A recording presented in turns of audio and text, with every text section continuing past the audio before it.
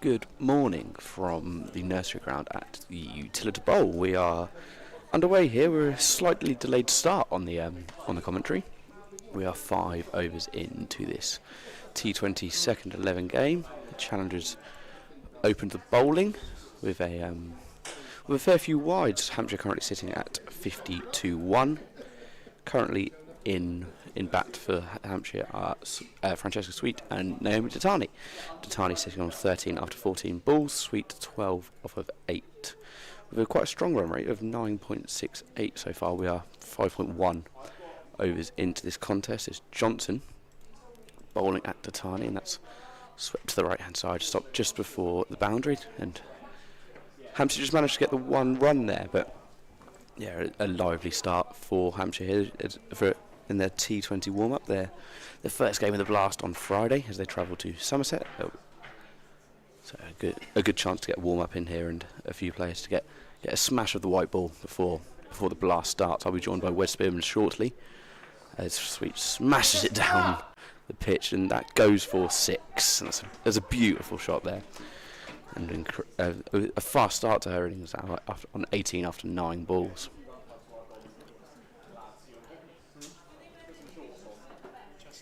A couple of people out towards our left on the nursery ground coming to spectate this game today, which is always good to see. It's always good when people go down to Utilita to get a watch.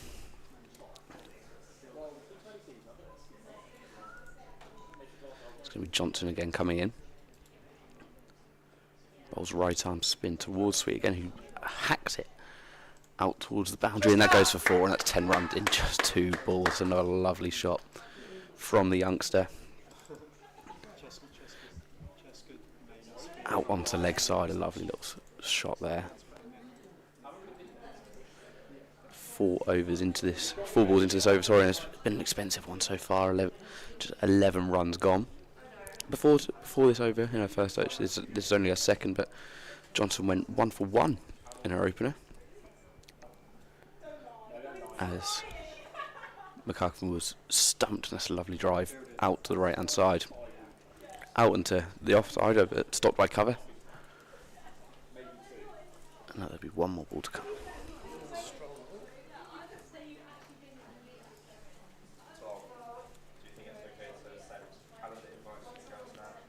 Tatani on strike.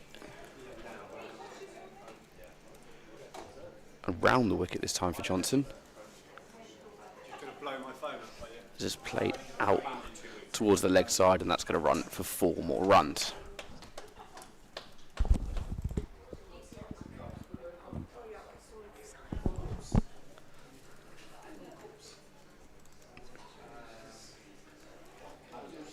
And I was saying, a very, very expensive over there. 16 runs goes for Johnson. The highlight being that massive strike from Sweet to find ourselves 6 runs.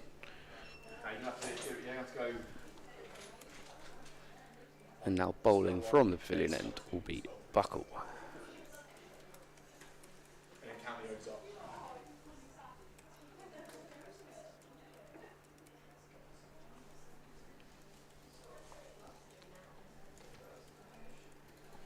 Hampshire currently sat 66 for 1 after 6 overs, a run rate of 11. It's a very good, very fast start, which is what we'd like to see in the final warm-up game for Friday night.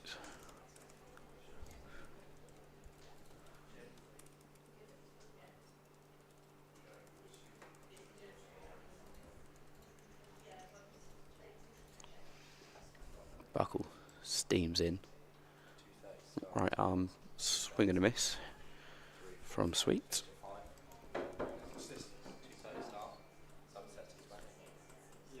It's Gentry, sorry, on bowl. That was took a while to get changed on there, so that's my mistake. First over of the game.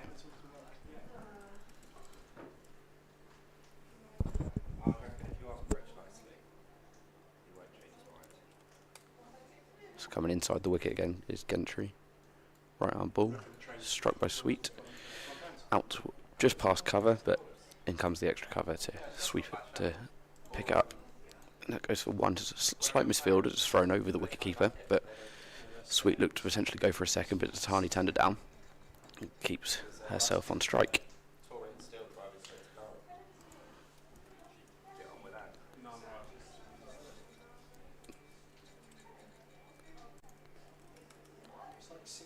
Gentry now looking like she might go outside the wicket to the left arm of Tatani, although Francesca Sweet's being sent back to where she was. It's looking like she's going to be going inside.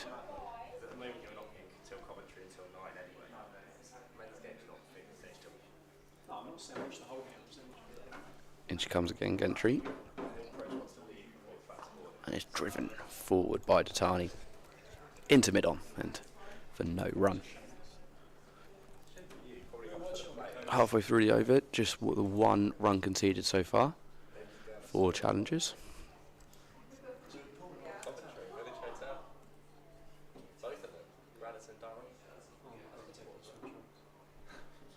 Fourth ball coming in just a second as Gentry comes again. Sprints down towards the crease. And that's hit big in the air by Tatani. They're going to run, but it's looking for a catch and it is caught. And Naomi Tatani's innings ends on 18 runs off of 17 balls, and it was just slightly timed wrong. I think she pulled the bat just a little bit, maybe a bit open face, and as that went out, I'm unsure who it was caught by, but that puts an end to the skipper's innings today. Hampshire 67 for 2.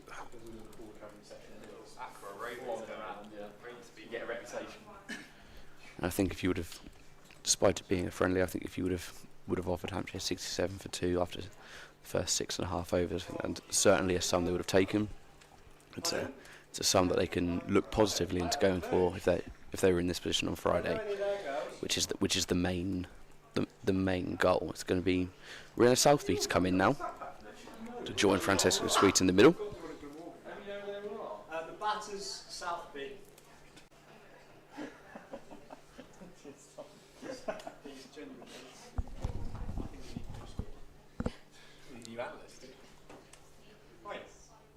You don't know their bloody team. Once did they go, why would I? Does she sweet? Once did they go, does she sweet? And you're like, I don't know who she is. Because it's a friendly. It's a warm-up game actually, Tom. Our standards drop. Sorry. John, do you reckon TV will be on the bus tomorrow? No, are you doing a TV tomorrow for training? Yeah, we're doing TV. And joining me for the first time today, Wesley Smith. Wes, how are we? Good morning, Matt. I'm very well, thank you. How are you? I'm good. Pleasure to be here. Yeah, I just got the list of names and counties for this challenge, sort of best of Tier 2. As right arm over the wicket, driven by Southby through the covers, is running away. There's a fielder coming round, picks up throws in, another couple runs to Hampshire, takes them on to 69 for 2. Decent start this from, can we say the Hawks yet? I know they're not in the yellow kit, but I think as it's down as a warm-up game, I reckon we can run Hawks, yeah. Good run in there as well, as that second run hadn't even started yet before they had ball in hand, so it's good to build the tally, up to 69 for 2. Indigo Gentry then, the last ball of her over, bowls to Southby, cut away, and goes to the sweeper out onto the offside boundary. So a single to end the over, 70 for 2. Hampshire after 7 overs, a really strong start here for the Hawks, even though they're playing in in the blue kit today. Yeah, Francesca Sweet has looked good. She's 24 off 13, a decent start here for Southby off the first couple of balls. But the Hampshire team, just to run you through the two sides today, we've got Ella McCacken, the first player to score a century in the Women's Blast last year against Essex. Naomi Tatani is captain, Francesca Sweet, Rihanna Southby, the two out in the middle at the moment. We've got Abby Norgrove padded up, ready to go in next with Megan Sturge, who's keeping wicket today. Nancy Harmon, Poppy Tulloch, Daisy Gibb, Hannah Hardwick and Bex Tyson, the bowlers. Then for the challengers, we've got Abby Wybrow of Middlesex, Daisy Mullen of Glamorgan, formerly of Hampshire. She was a contracted Hampshire player last year. Maddie Blinkhorn-Jones, the wicketkeeper from Kent. She was on trial, I think, last winter Unfortunately didn't get a contract with Hampshire, but an up-and-coming keeper for Kent, I think part of the Surrey pathway as well there. Amelia Kemp of Northants, Emily Monday from Devon, I think formerly of Somerset, she's a captain for the Challengers today. May Drinkle of Northamptonshire, Bella Johnson from Sussex, Indigo Gentry, Sussex, Anna Buckle, Sussex, a lot of Sussex players in this Challengers side. Natasha McBean of Berkshire, and Artemis Downer, what a name that is for Middlesex. Incredibly helpful as you're reading that out to be laughed at from the from the balcony in front of us from the Hampshire players. So thank you for that. A lot of talk going around in the gantry around us today about the Southampton news last night. Where's not being too big of a football fan, yeah, sort of going over your head. In comes Kemp, not the Kemp we know of though. That could be a completely different second 11 game if she was playing. Yeah, that scoreboard could well go to 3 figures if Freya Kemp was playing, but no, it's Amelia Kemp of Northamptonshire bowling at the moment.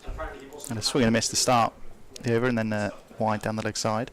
Southby 3 off 3 so far.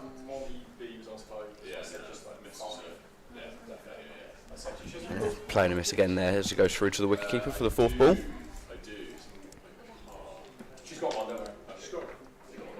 That's a little bit of frustration there from Southby, trying to keep ticking things over, but playing a miss. A good length ball there from Kemp. I can imagine it's a sense of just get as many runs on the board as you can, swing at the ball as much as you can, get yourself prepared for Friday as Kemp comes in for her 4th. It's well caught by Southby this time, but it's going towards the boundary and it is caught out on mid-on way, and Southby goes for 3. And just as we were saying, she'd want to put some runs on the board. She's gone. So Sweet survives another batter, and Abby Norgrove will go to join her out on the crease. It's just a replay of that shot there. Seemed to get hold of it fairly well, Southby.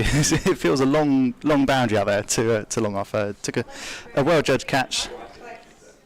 They're not always easy, those ones. That not necessarily a skyer, but yeah, well taken on the boundary rope. Especially with the white ball and the grey clouds. Grey clouds, yeah, not easy no, to take. Probably did get lost in the skies a little bit, so it was well caught. But like we say, out goes Abby Norgrove to join Francesca Sweet. She's on 24 after 13. Run rate just dropping a little bit to 9.68 in this over. But Kemp, before she's even conceded a run with the bat, she's lost one for a wide. She finds herself a wicket. So 3 balls to come in this over. As you say, Abby Norgrove, the new batter. Strong start in the Metro Bank One Day Cup for Hampshire. Playing a miss there off her first ball. Decent start from Amelia Kemp. Do some plays and misses. Can I just be the one to come from this side, just so I don't have to.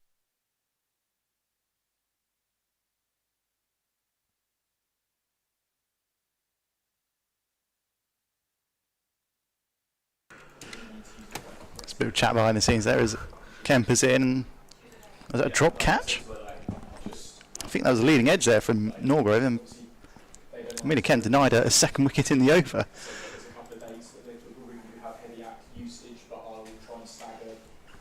Yeah, Norgrove potentially getting a little bit lucky there in her first couple of balls. Yet to get a proper good ball on bat. Yeah, just trying to work that to leg, perhaps close the bat face slightly too early. This one flicked through the gap on the leg side by Norgrove. That will race away to the boundary towards the main Utilita Bowl ground. And it's 4 runs for Norgrove, 4 to end the over, 75 for 3. Is Hampshire, as we have our massive tripod and Sony FX9 come in. Thank you, Dan. Francesca Sweet back on strike now, as the balls are coming from the nursery end in this wooden pavilion that we are situated in. The Arthur Holt Pavilion. Where's is Wikipedia?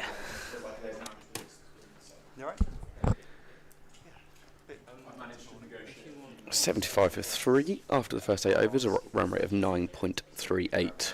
12 overs left in Hampshire innings. 3 wickets down. It's going to be Gentry again, coming from the Arthur Holt Pavilion. Bowling towards Francesca Sweet. Just driven forward through the fielders and out for another 4 runs, and that puts Francesca Sweet tally up even higher in her innings. This is fresh off the back of a maiden professional 50. Francesca Sweet up at Yorkshire last week. Rain-affected win there. It's a promising start for the youngster, isn't it? Especially in what is a warm-up game. Certainly putting her name about 28 runs off of 14 balls. She drove that through mid-off. Gentry now again at Sweet. Looks to play it towards leg side. Just travel through a bit of a play and a miss there as she goes down to one knee. Probably looking to just lift it over the fielders there. Must have got a bit of pad on that. No wide given. Struck it nearly 200 at Sweet. It's getting a good start from there. Yeah, if you can keep that, for the blast, that we're sure to see some more hundreds as Gentry comes in again, batted out towards point, stopped by Gully. They're going to get 2 runs there, so Norgrove gets to go on strike in this over. As Francesca Sweet gets herself back on, up to 30 now. A decent ball from Gentry, full and wide, and not a lot Sweet can do that. Just guided it down. Yeah, done into well. The offside. Done well to get the 2. Gentry for the 4th. Good length, well hit up over mid-on, and that's going to go for another 4 for Francesca Sweet, and she is smashing it about with the bat, putting on a clinic so far in the opening 8.5 overs of this match. It was a really good length for Gentry. It seemed to be a hard one to deal with. It was a decent pace as well, but Francesca Sweet stayed composed and absolutely smashed it. So really good ball from her there. Yeah, mid-on, up inside the ring, and Sweet getting enough elevation on that. 1 bounce 4. It's a 34 off 17, strike it back up to 200. What we want to see. Gentry comes in again. 2 more balls left in this over. And that's played out towards square leg. And she's going to just go for 1. So Norgrove gets herself on strike for the first time in this over for 1 ball. 1/2 century for Hampshire and T20 cricket. Abby Norgrove coming against Lancashire last season. Had a strong start to a 50 over season, but after a couple of early dismissals in the last few games, she'll be looking to get her runs back up in the last. This is Gentry again. Played by Norgrove through cover, stopped by the mid-off, and that goes for nothing. So Francesca Sweet will be back on strike in the next over. Yeah, slightly expensive over there from Indigo Gentry. A couple boundaries, 2 and a couple singles as well. I'm getting dirty looks from the players here. I'm behind the microphone. Yeah, let's hope you don't get to do them even dirtier by commentating on their wickets. I'll do my best. I think we have got Amelia Kep to continue. 1 for 5 from her first over. Good start with the ball for her.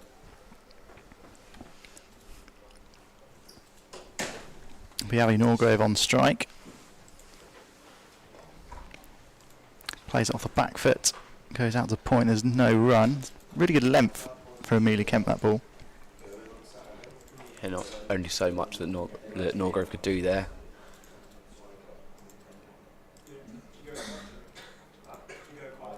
Challengers trying to wrestle back some momentum.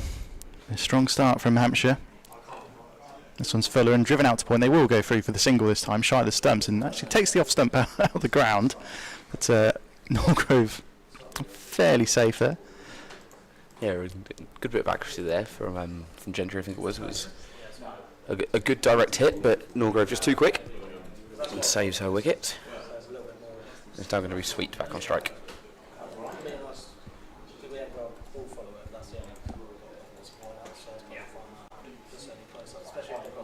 Where's Sweet looking to go here? Just like change in the field. Got short third and point inside the circle. A Sweet ramps. That's a lovely shot from Francesca Sweet. It's going to race away to the fine leg boundary. Another 4 to the total. Another 4 to Francesca Sweet. Takes her to 39. You can just see before that ball, just analysing the field. Where are the gaps? Yeah, it's very good to see a batter with confidence, especially at T20 level, to be able to play shots like that. They're ones you almost can't really cover for as the fielding side. You can't give, you can't. You wish you had an extra fielder or two, just to plug those gaps. But fine leg does now go out onto the boundary to protect Kemp from that shot again.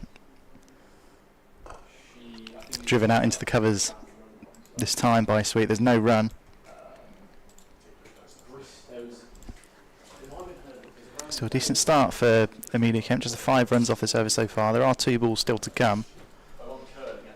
There's a very tight offside field behind square. Got short third and point right on the ring. Got cover, extra cover and mid off as well. And that was slightly wider and a play and a miss from Sweet. Not given a wide. I wonder how close that was to the line. Yeah, umpire slightly closer than we are, but we have got a good. We are pretty much end on, aren't we? Yeah. LBWs from this end. We've got a good shout of yeah, maybe just out of the reach of Sweet, but last ball of the over. Kemp ball. Sweet gives herself some room and sprays that through the offside. Race away to the point boundary for another 4 to Francesca Sweet. Takes her into the 40s. Hampshire on to 96 now after 10 overs, the halfway point of this first innings. And Francesca Sweet absolutely motoring. Yeah, that was a lovely shot because that was quite an awkward ball to play. It was right in line with middle stump and just sort of stepping onto the back point, like you said, whereas giving herself a bit of time to try and play the shot, and play the shot she did, and as that went out towards the boundary, that was only going to one place. And like you say, Francesca Sweet, when she's playing with such confidence, and she looks like she's absolutely steaming through the balls, and because she looks like she could be a very dangerous player for Hampshire, for the Hawks over this last season. Intelligent cricket as well, giving herself the space to move, to back away, and with those 3 fielders or 4 fielders inside the circle on the offside, knowing that it just has to get past one of them and it's 4 runs. It's a very quick outfield here on the Nursery ground. Pitch is looking pretty flat as well, given the score's 96 for 3 off 10. We've got change of bowl. It's Natasha McBean. She's going to be delivering towards Norgrove. 6 off 6 so far for the number 5.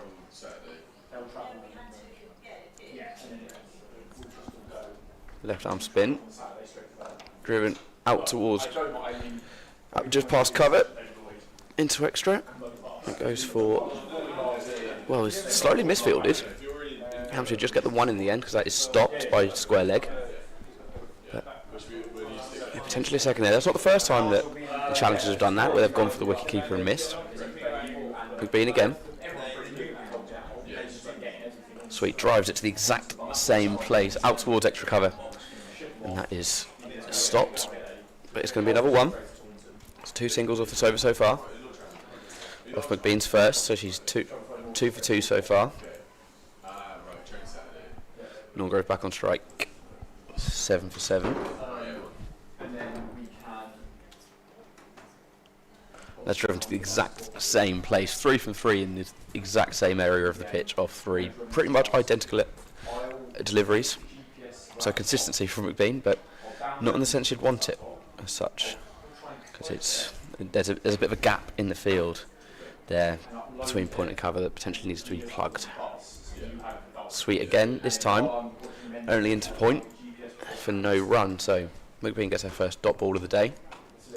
It's been a good over this from McBean. She knows she's got protection out on the offside for those drives. Sweet trying to force something here. Only forces a single this time. A bit of a slower delivery this time, and I think Sweet just caught it slightly late. She bobbled it towards the cover with 1 ball to come in the delivery. That's 100 up for Hampshire as well. You might be able to hear the applause. Driven down the wicket by Norgrove, missed by McBean, and that's going to be stopped here by mid-off. And as the over ends, Hampshire on 101 for 3. Another drop chance. Another drop catch. I don't think so. I think it just bounced before. Just bounced before. Yeah, as you say, Max, really strong start for Hampshire. 101 for 3. 11 overs gone. Challengers some thinking to do here to wrestle back control. As you see, another change of bowling from, I don't even know what to call the the training end. Yeah, I guess so the net The end, net end. maybe. We can see some Hampshire training kits over the far side, getting themselves ready for Friday. Yeah, massive game coming up for the Hawks on Friday away to Somerset at Taunton. He's got Johnson back in. This one's cut away by Norgo through the offside. Certainly be one. They want the second. Sweet's quick. She's coming back, and oof, the throw just misses the stumps there. I wonder, that was a direct hit. Might have been gone there, Francesca Sweet, but good running. Another couple to the score. Takes Norgrove to 11. 103 for 3. Just hear a replay of here. I wonder if we'll be able to see how close we actually were to a run out. This one cut away by Norgrove. Good pick up from the fielder at extra cover. Just a single this time. Sweet back on strike. One hit away from a half century.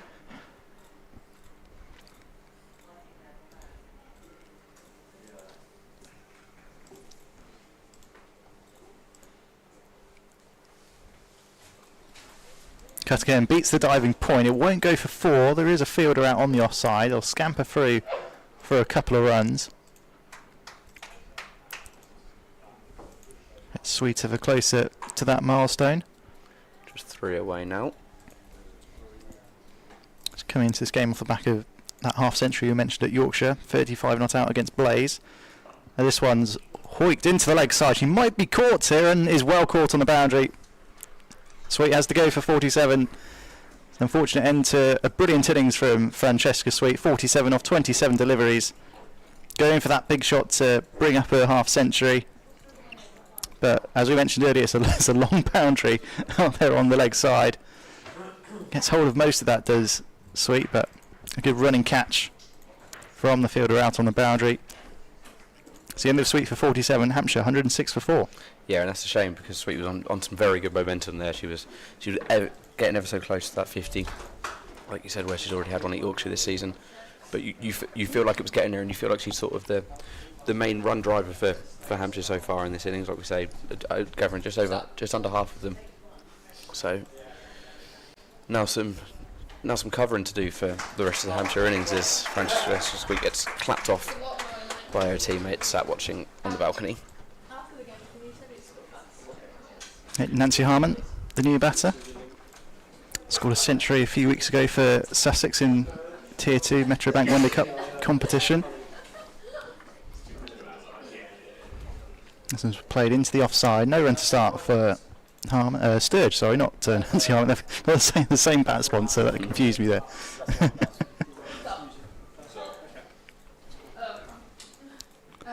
And no, it is Nancy Harmon. I can tell that. I can tell that's Nancy Harmon. This was played down to long off for a single. So Harmon off the mark, second ball. End of the 12th over. Hampshire 107 for 4. 8 remain as AJ Wellington tries to put us off, causing absolute carnage as usual. 107 for 4, like Wes just said. Sturge 1 off 2. Norgrove 12 off 11.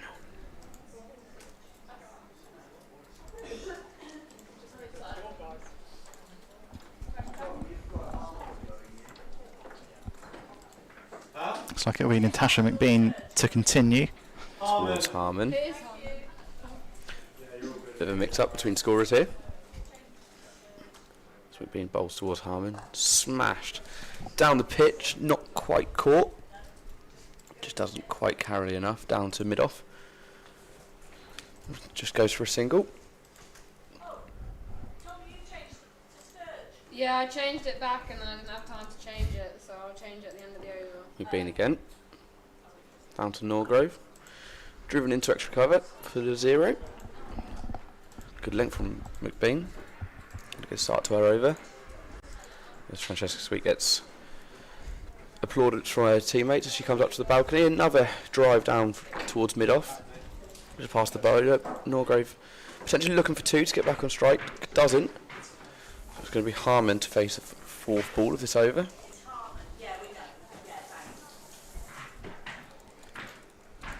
3 to come.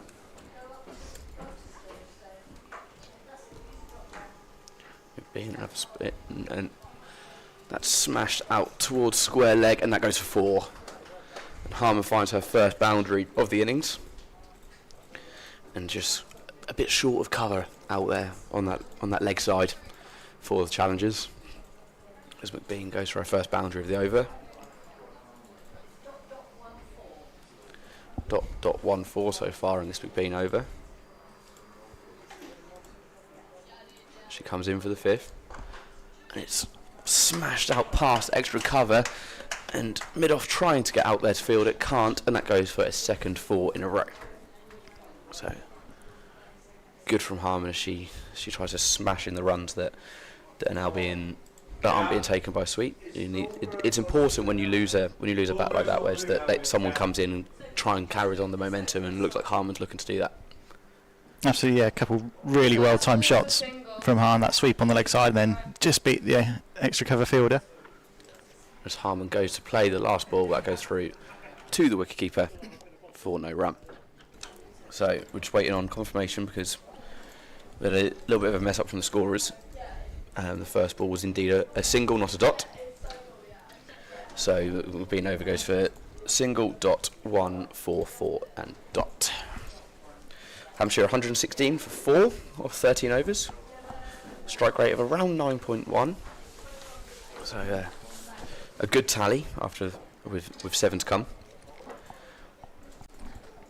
It looked like it might be Amelia Kemp back onto bowl, number 15 on the back of her shirt. Had a strong start so far. This one's short and punched into the offside by Norgrove. Harmon wants the single, it's not there.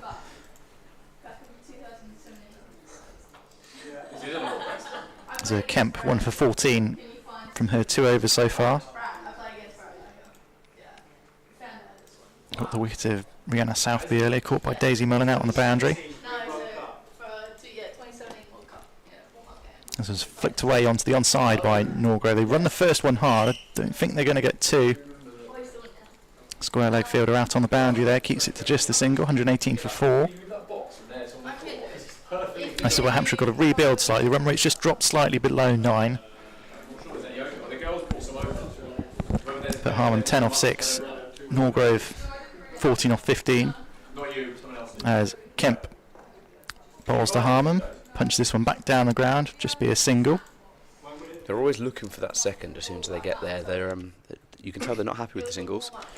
And they want to add doubles to the tally whenever they can, which is good to see. But obviously, you do run the risk of the run-outs. You've got to run the first one hard, put pressure on those fielders. Slight misfield could allow you to come back for the second. Driven by Norgrove, beautifully timed through the offside. Not quite sure it'll go for 4. The chase is on, and the ball just wins the race. Tried to flick it back inside the boundary rope, but not quite executed. It's a boundary for Abby Norgrove. Takes her to 18. Hampshire 1, 2, 3 for 4. That run rate back up to 9. Probably be looking at 200, perhaps, given the start Hampshire have had. Yeah, I think that's if you can go 10 and over, I think that's certainly a respectable rate. Played in the air and caught at short third. Abby Norgrove slightly back of a length this time from Kemp. Norgrove trying to get it through that gap on the offside, but finds the hands of the fielder at short third. It's the end of Abby Norgrove for 18. I have what every commentator wants. It's 1, 2, 3, 4, 5. Sorry, I just had to get out of there. I'll let you enjoy that. You're trying to sort of drive that on the up through the offside, Norgrove.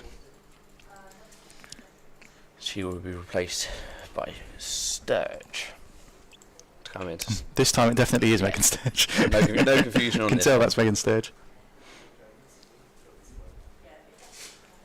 Another wicket for Amelia Kemp, her second of the morning. She sits on 2 for 20.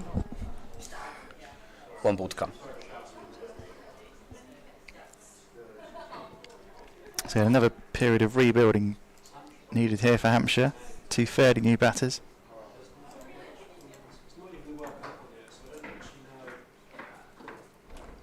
So defended into the offside by Sturge. He looks for the single, but Kemp is quick on it. It's the end of a pretty good over for Amelia Kent, just the 6 runs off it and the wicket of Abby Norgrove. It's 123 for 5 at the end of 14. 6 overs to go, but 2 new batters at the crease, Max. Yeah, and it's going to be important now that these two can build a partnership, because what we don't want is the, with a relatively strong target of 200 for Hampshire to try and build themselves onto. They don't want to keep losing wickets and keep having to try and build new partnerships, build new momentum, see if Sturge and Harman out there can build together. Harman on strike 11 out of 7. It's going to be Jantra, I think, to resume from the Arthur Holt Pavilion.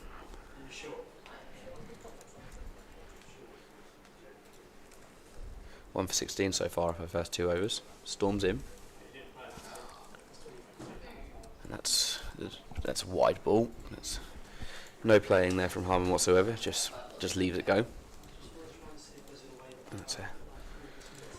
That's a wobbly start from Gentry. She's not had a bowl in 10-15 minutes, so just getting herself back ready into the swing of it.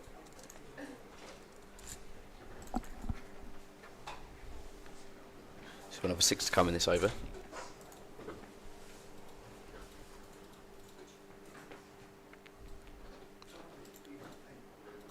Oh, towards, and that's struck down the field, past mid-on, and that goes for 4. And Sturge bags the first boundary of this over. Yeah, another well-timed shot from Nancy Hartman. Beat the fielder inside the circle, and they are going to make a change now. Mid-on is going back onto the boundary. That shot's on so often, isn't it? And Harman's played that really well there. She's found the weakness. She's found the emptiness of the field, and she's found a gap, and it's understandably going to be plugged. It's Gentry now, 5 to come. 1 wide and a 4 so far off this over. Puts her at 1 for 21. Steams in. Played forward again, stopped by the hand of Gentry, and no run going to be found. Sturge got sort of a quarter of the way there before turning back. It was well stopped by Gentry. Yeah, perhaps saved a run there, Indigo Gentry. I think Harman did still want that single there. Yeah, I think that was that would have been a bold one for Sturge, but she wants to get on the strike, understandably. Wants to get back on ball. Gentry now in again. And Harman flicks it out towards the leg slip, and that's going to go for another 4. So Sturge is going to have to wait before she gets back on ball. But yeah, well played there from Harman, just to clip it out past the slip, past the square leg. Yeah, perhaps slightly too straight from Gentry, just straight onto the pads of Harman. Got it square enough that it beat the fielder at short fine leg. Got 3 fielders out on the leg side, 2 out on the offside. I can't quite see. 4 out on the leg side. That is 3. Yeah, 3 out on the leg side, 1 out on the offside. There we go. I can count after all. There's a massive door in your way, so there is a. So I won't hold it against you. Another joins out there by the boundary. Just being ushered round a little bit. Yeah, got all 4 players out on the leg side. Now the sweeper out on the offside. Now come up to cover. Gentry again. Played out past cover. No, just well stopped. They managed to get a single in before Harman tells Sturge to stay there, so she'll finally get a go on strike. It's almost exactly what you don't want. You bring the fielder up inside the circle, and then the bowler bowls it straight to that fielder and almost beats that fielder as well. But yeah, a good stop for the fielder at cover. Let's now go back to previous field, so mid on up inside the circle, cover sweeper out on the boundary for Megan Sturge for a second ball. It's played. It looked like it was going wide, but Sturge is going to plays it out well past cover. It stopped eventually by extra, and they're going to get 2. Sturge gets some good runs on the board there. That was well played, because it looked like it was going to be wide. She was reaching a little bit there, Sturge. She had to get it, but got good contact on it towards the bottom of the bat as it steamed itself past extra cover. It does well to get 2 there. And Gentry, the last ball of a 7-ball over. It's played straight down the stump as well defended out to square leg. And it's going to be a single, so Sturge will get back on strike in the next over. Hampshire 136 for 5, with a run rate of 9.07. Yeah, good stuff from Harman. She's 20 off 11, getting that run rate back up above 9 and over. As we've got another change of bowling from the nets end, as we're calling it today. This isn't the only game that you can catch today on our YouTube. We'll have the Challengers men against the Hampshire half second 11, half players getting themselves ready for their trip to Somerset on Friday. That will start around 2 p.m. So make sure you join us for that one as well. You'll be joining me and Wes yet again. Looks like it's Bella Johnson returning from the net, and this one cut away by Sturge into the offside. Just be a single. Fielder out there on the boundary doing a good job. 137 for 5 now.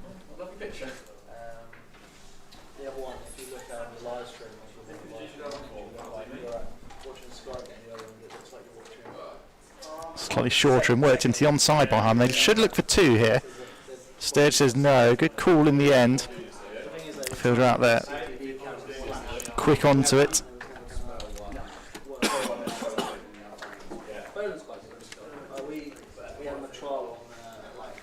And Sturge back on strike.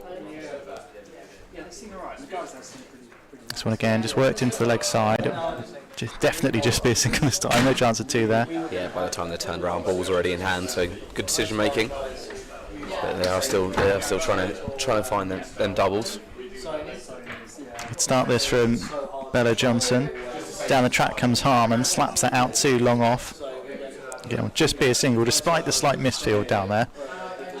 Yeah, it took a couple of attempts to have the ball grabbed, but I think by the time they got to the creases, they'd accepted the single. I think if they'd pushed it a little bit harder, they maybe would have found the second. Down the track comes Sturge, and half stop from Johnson, diving away to her right. Again, another single to the total, 141 for 5. And a good over this from Bella Johnson, just the 1 ball left in it. Harman looking for a boundary here.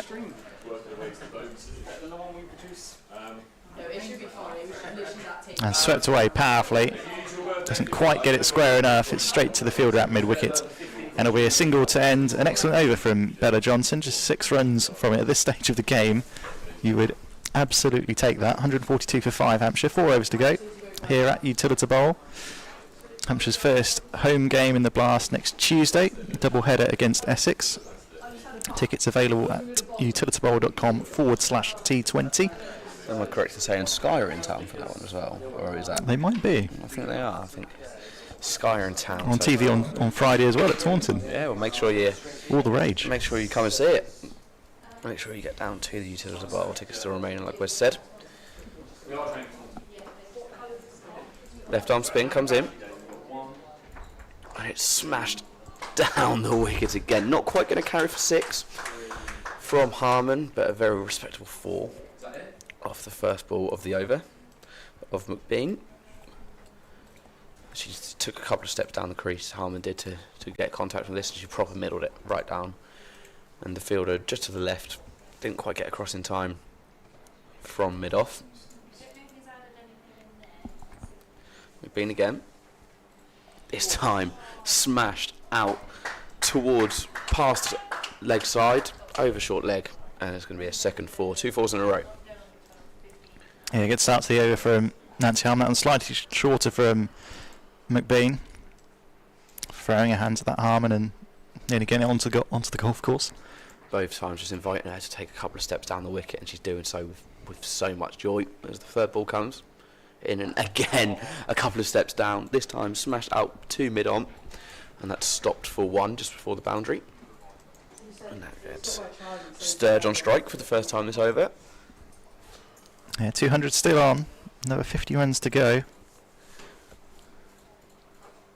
McBean again. Sturge this time drives it down towards mid-off. That's going to be stopped just for another single. Gets Harmon back on strike, but every ball so far that we've been bowled in this over has been inviting for a couple of steps forward, and that's exactly what the Hampshire batters have done. The first two obviously getting more flight on them than the second two, but run still being made. McBean 0 for 25, halfway for a third over. Bowls to Harmon, and this one's going to be a wide ball, so we're going to have one added. Yeah, Harmon shaping up to try and smash that through to leg side, and McBean sort of calling her bluff, but almost calling it a bit too much by chucking it a bit too far wide.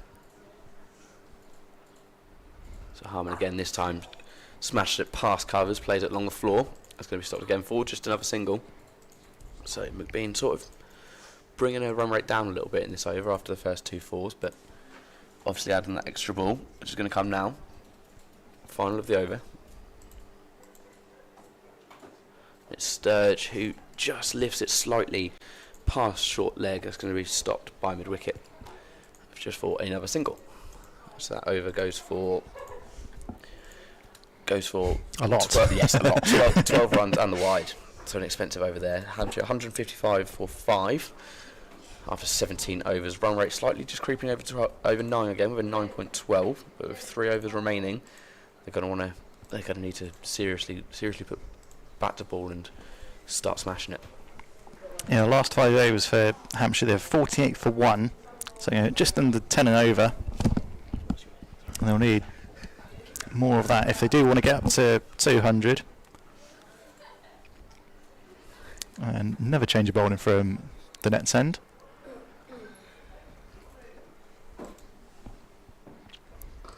So Amelia Kemp back onto bowl, and a drive from Sturge just evades extra cover. Will come through for a single. They'll come back for 2 actually. Really good running from Harmon and Sturge. Harmon running to the danger end. 157 for 5. We said, didn't we, that Hampshire, if they were going to build the runs, would need a decent little partnership, and that's what they've got in Sturge and Harmon. So on straighter and clipped past Kemp again. Should look for 2 here, and Harmon Just gets back safely. More good running from these two. Perhaps not quite where Sturge wanted it to go. Perhaps looking a little bit squarer, but same result nonetheless. It sort of seems like they're both locked in now in where on what they're doing. The momentum's there that they needed to build after Sweet's dismissal.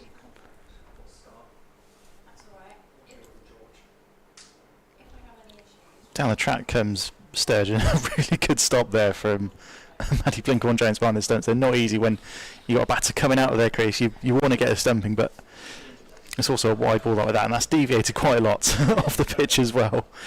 Some really good work from Blinkhorn-Jones. Yeah. From keeper to keeper. That's good work. And unfortunate as well, because there was a stumping opportunity there if she didn't have to dive. That was down the leg side. That is a stumping from Blinkhorn-Jones. That's excellent work. As we were just saying, Sturge down the track. It's a wide, but it's also a stumping. And Megan Sturge has to depart for 12. Yeah, Sturge was seeming like she'd started building some. I keep saying the word, but started building some momentum and started getting some runs on the board. She wasn't quite finding the boundaries. There was a lot of singles and a couple of doubles there with Harmon, but not to be. So it'll be a new batter, to join the partnership. Yeah, excellent work from Blinkhorn-Jones with the glove. Sturge just looking to flick, lifting that back leg, and Blinkhorn-Jones as quick as you like down the leg side, whips the bails off. Excellent work, as we see on the replay again. Sturge lifting that back leg, taking a step down. Blinkhorn-Jones. 2 really good bits of reaction from her there to receive the balls. The first one, notably after the dive, and she was unfortunate there not to be able to get the stumping on that first of the 2, but the second one she made up for it and gets Sturge. So in comes Poppy Tulloch.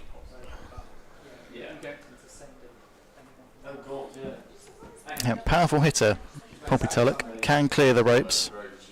Although, as we've seen earlier today, it's quite a long boundary to the leg side as we look.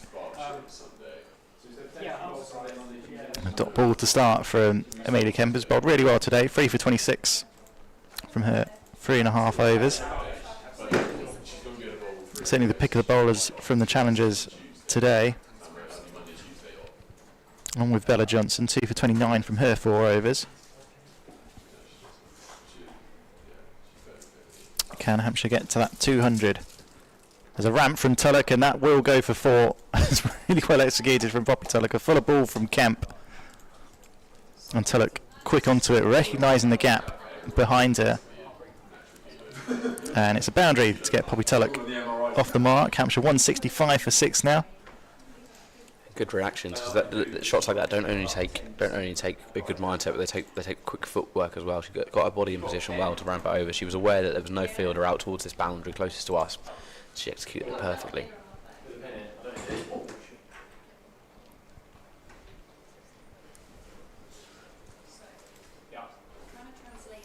She goes for it again, doesn't get hold of it this time. The leg by off the pads. But good bowling from Kemp, just threw that a little bit wider than the offside. And buys, I think, actually. Nothing on that at all. On 6 for 6. 1 ball left of this 18th over. Nancy Harman on strike, she's going well, 33 off 18.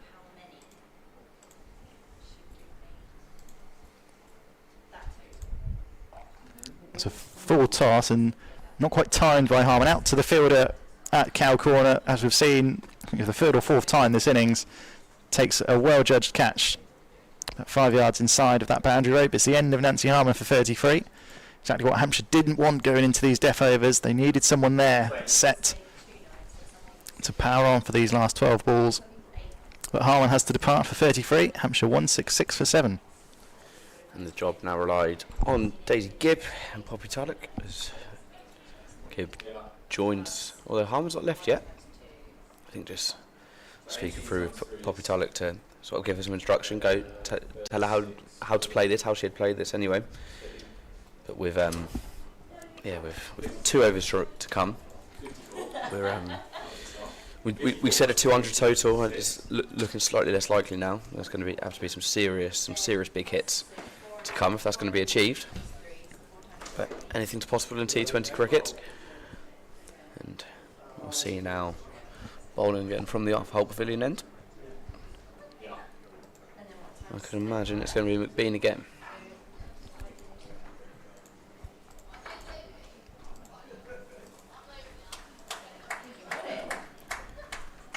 It's Harman's clapped off by the balcony. 2 overs to come. Here, have this Hampshire over 166 for 7. Sorry.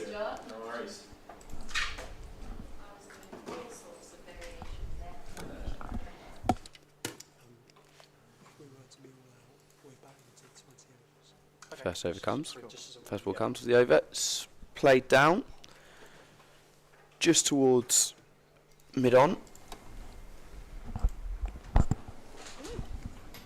And the 1-1's made. Daisy Gibb gets the strike for the first time in her innings. Just heard that Hampshire, if Hampshire are bowled out, they will bat all 20 overs. Okay. What that means for a chase in the second innings, I've got no idea. I can imagine it will stop. We've been again.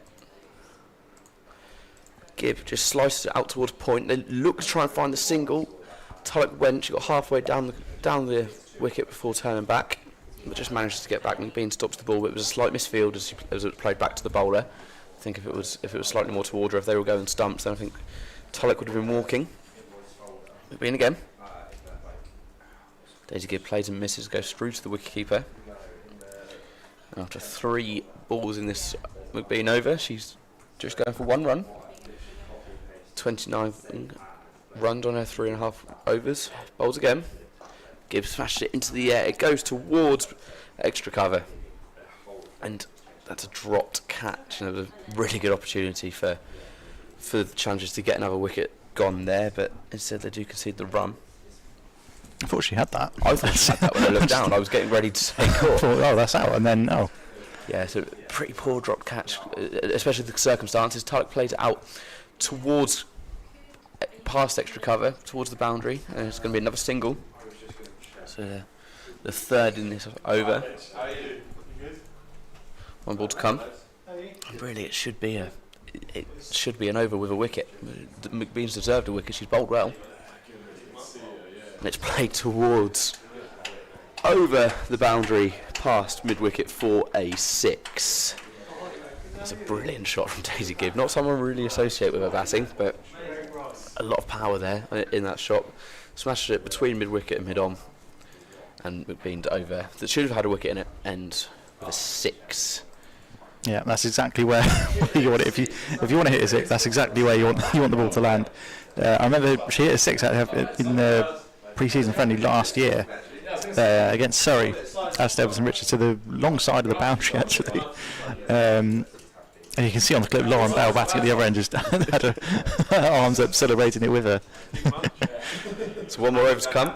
Hampshire 175 for 7, so if they are going to reach the magic total of 200, they're going to have to put on an extra 25 in this over. Obviously, that's a fair old run rate. But we're currently at 9.21 with 1 to go. Tulloch on strike, and it will be Buckle to bowl.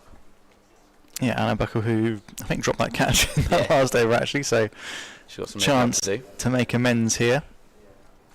She's bowling from the net's end, and Tulloch ramps and gets an inside edge and doesn't get all of it at all. Well stopped by Blinkhorn Jones. Good run. Come through for a single. Good running in the end. Daisy Gibb shouting at her to come through for the single. 176 for 7.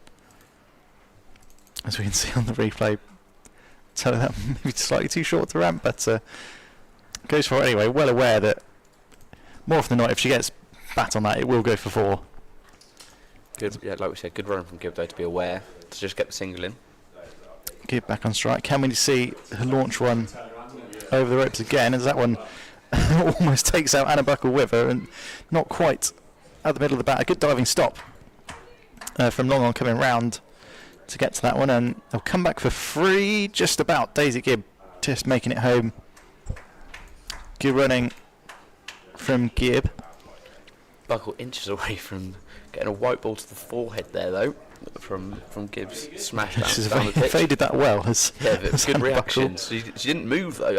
I worried it clipped her because she didn't move while the ball was being fielded. But good running from the Hampshire pair out on the crease to grab themselves a 3rd.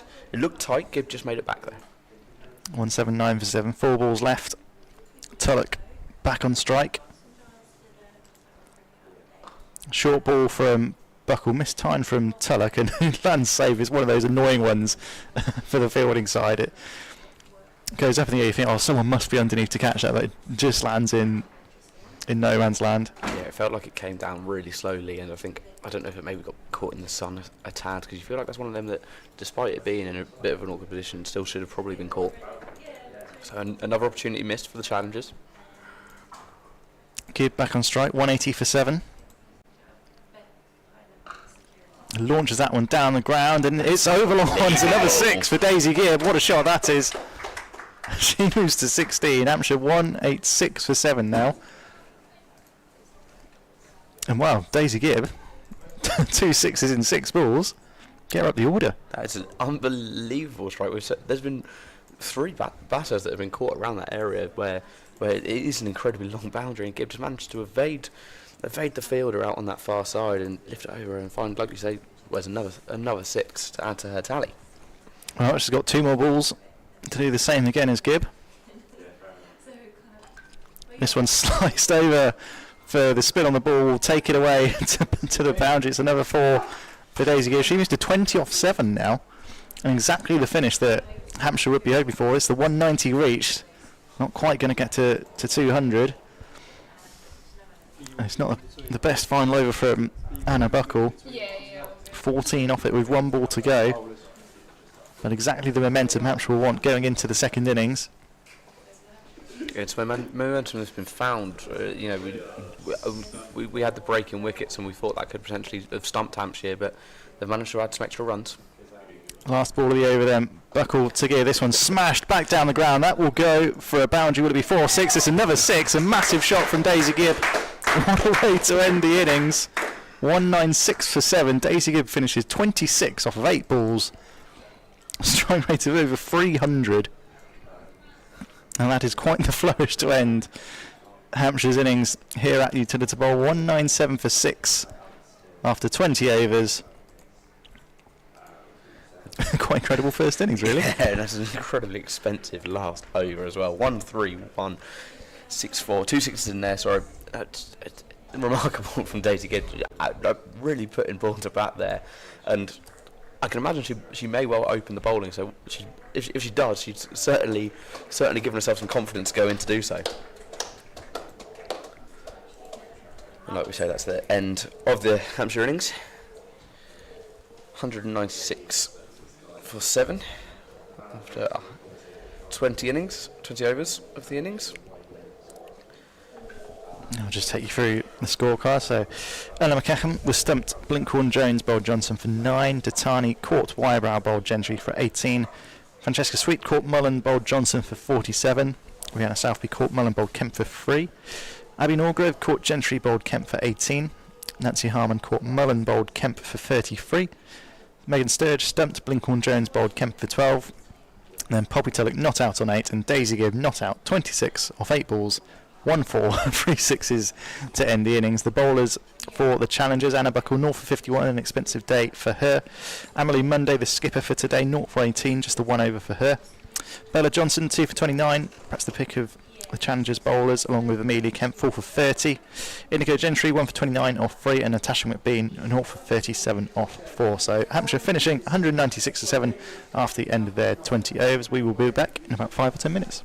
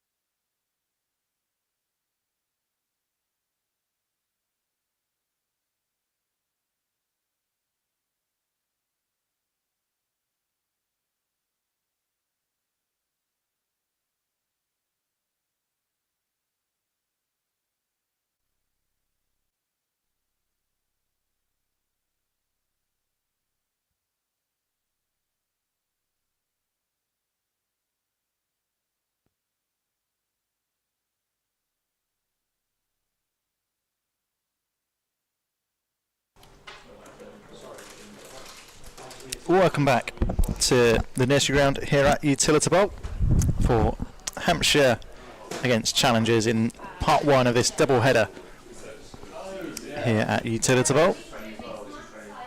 Hampshire earlier on 196 for 7 in their 20 overs. Francesca Sweet leading the way with 47 off just 27 deliveries.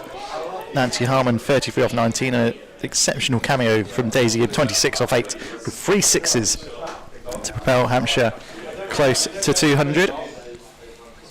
Players back out in the middle. It looks like it will be Daisy Gibb to open the bowling as we welcome back Max Parsons-Williams into the commentary box. We are back indeed. Looking forward to this. My first cricket commentary. Done a lot of football, done some darts, but never done cricket, so it's a new experience, one that I'm enjoying. This T20 warm-up game. Somerset awaits on Friday, the first game of the Blast. And we give bowling from the Arthur Holt Pavilion end. A lovely wicket from her in the last one day cup game. Swing bowler. She drives in. Ball swings, it's driven out past deep square leg, and the first ball goes for a 4. It's Wybrow who opens the batting for the Challengers, down there on the other end. You see a replay, just steps forward ever so slightly, plays it wide out past deep mid wicket, and we start the Challenger innings with a boundary. Yeah, slightly shorter ball from Daisy Gibb to start with. There's definite swing there, definite end swing. You can see that on the stream, but a powerful pull shot from Abby Wybrow to get her off the mark. Gibb again coming in for the second time at the innings. Played out this time with an open face back past deep back wicket, and for the second time in the first 2 balls, Abby Wybrow gets a 4. So an expensive start for Daisy Gibb for her first 2 balls. But she's used to boundaries being hit after her innings in her first innings. But this is something she'll be wanting to keep a cap on before Friday, as we get ourselves warm for the full blast off. You can catch Hampshire's opening home game at the Blast next Tuesday here at Utilita Bowl. Tickets still available on the website with /T20. Give again for the 3rd time this innings. This time goes straight through to the wicketkeeper. No run, and no real swing either, but a lot straighter of a ball, but a better length. Harder for Wybrow to judge. Yeah, she's been working on the outswing, or trying to bowl that one that just holds, that doesn't swing in. So she's got the variation there. Yeah, and keeps the batter on the toes. And that's why the balls she delivers can be so hard to read, because you never really do know what's coming. There's 3 or 4 different bowling types that you could receive. Fourth ball of the over. This time does swing just a little bit, and it's stopped there by point. Yeah, Abby Norgrove there. Annoyingly, the Hampshire players don't have numbers on their back. They're in their training shirts, so don't have numbers on the back. So it's slightly harder to keep track of than the Challengers. 2 balls to come. 8 off the opening 4. Gibb just rubbing that white T20 ball into her hands to try and get a little bit of edge on. She always right arm. This one has a lot more swing. Comes off. Oh, it's bowled. It is bowled. I saw it come off leg. I wasn't sure where. It looked high from where I was, but Daisy Gibb, opening over, gets a wicket. And that's broken the stump, actually. We're going to have to send a replacement stump on. that was a confusing one. I couldn't really see. I'm not sure about you guys. We're going to see on the replay. It looked high. Oh no, it came off the stump. I thought it made contact with the leg. That is an incredible ball. It's so hard to judge. It's got a really nice length on it as well. As Wybrow tries to swipe at it, it makes contact with the bails rather than the stump itself. And after an expensive start of her first 2 balls, Daisy Gibb finds the opening wicket for Hampshire.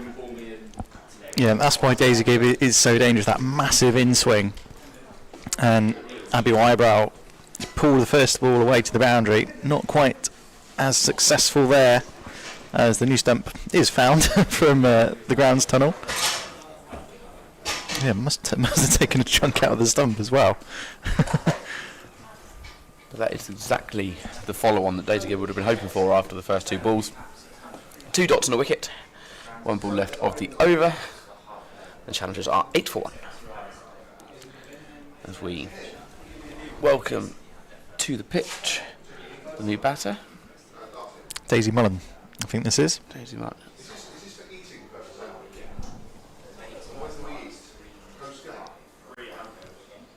Was here at Hampshire last year. It's given a year-long contract. Will want to put some runs on the board against her former club. Will she get the chance to? Give 1 ball left of the over. Runs in. Potentially some in-swing again, I wonder. It is ever so slightly. It's not made under contact with the bat, and it's good diving catch there from Sturge to finish. Has it been given as a wide? 'Cause there's no Yeah, down the leg side. Yeah. Nothing on that one. Good take from Sturge. So 1 more to come for Gibb. 4-4 dot dot wicket and a wide. Brings the total to 9. Mullen on strike. Bowls, drives out towards deep backward square leg. And the ball trickles along the floor for 1. That's the end of the over of the first Daisy Gibb. 7 balls bowled, including a wide, 4 runs on the first, 4 runs on the second, 2 dots, a wicket, a wide and a 1. Hampshire fielding and challengers at 10 to 1. Yeah, so in a way, the sort of start that you want is the challengers. 10 runs off it, but he did lose the wickets of, I think it was Artemis Downer actually, not Abby Wybrow. Yeah, I think we've who was bowled. I think we've both Scorers have messed us over there. So it looks like it'll be Bex Tyson to bowl from the net's end. Hampshire's leading wicket taker in last year's Vitality Blast, 16 wickets to her name. If you're bowling to Daisy Mullen, that bright yellow Glamorgan helmet. Glamorgan will play Hampshire in the second or third round, I can't remember, in the last 16 of the Vitality T20 Women's County Cup, being played at Newport on the 21st of June. Glamorgan moving up from Tier 2 to Tier 1 next season, so very much an important season for them this year. This one clipped away by Mullen onto the leg side. Gets her off the mark, or onto 2 rather.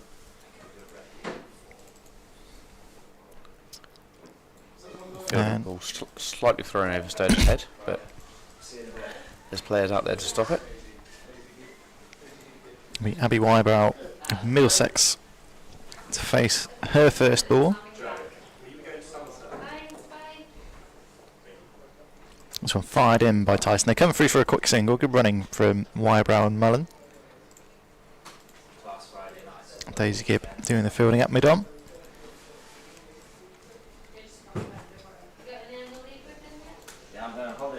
Both fielders outside the circle on the leg side. Deep mid-wicket, deep square leg. This one's tossed up, this time by Tyson. A good diving stop from Datani in the covers.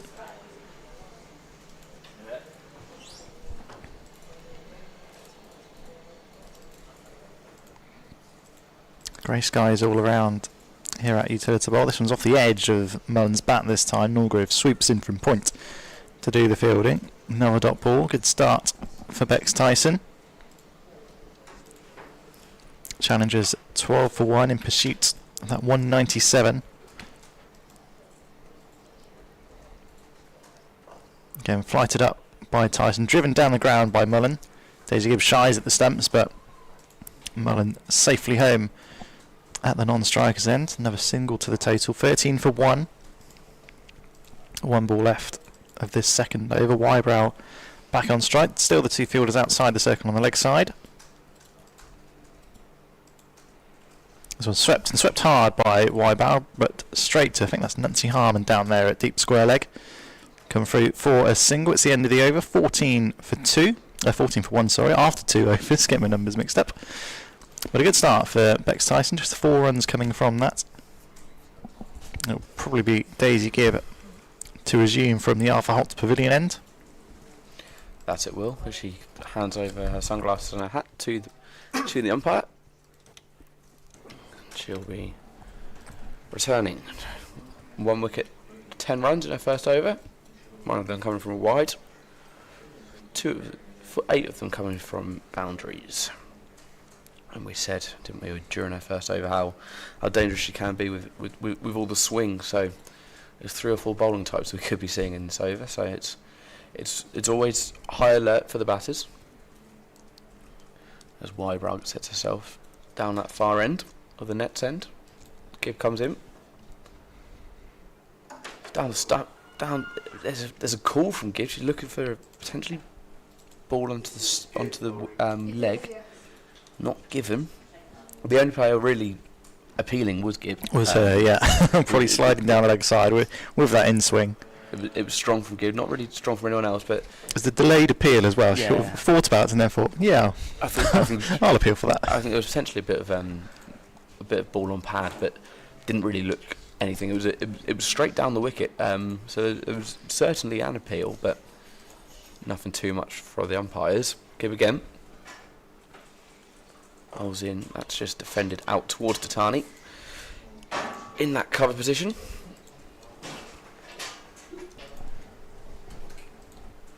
And it comes up on the screen that the first ball went for 1 leg by. So it's Mullen on strike now. Ex-Hampshire, 3 off her first 6 balls. Wybrow 2 off 3. Third ball of the over for Daisy Gibb, looking for her second wicket of the afternoon. 12:47. This one swings a bit more, and it's a swing and only a slight bit of bottom of the bat there from Mullen. She got her timings all wrong there, and I think that was because of the swing from Daisy Gibb. That's just something that it's so hard to react to, especially when the first few balls of the over didn't produce any swing. It certainly took Mullen by surprise, and she got herself all tangled up there. Just managed to get a little bit of contact on, because that was heading for all the stumps if it was missed. But 3 to come. Yeah, Mullen she'll know Daisy Gibb will swing the ball in. It's the one that doesn't swing that you got to look out for. Like that one. Yeah, that one's straight. It's down. Just was looking like it was heading past the wicket. Tatani instead with a little 1-2 between each other before the ball sets itself back to Daisy Gibb. Really good over from the Hampshire opener here. She's 3 dots and 1 leg by, which obviously doesn't go on her tally. 2 to come.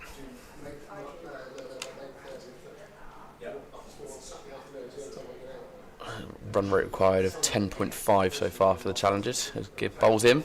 That one has a little bit of swing on it, and Mullen swinging and misses.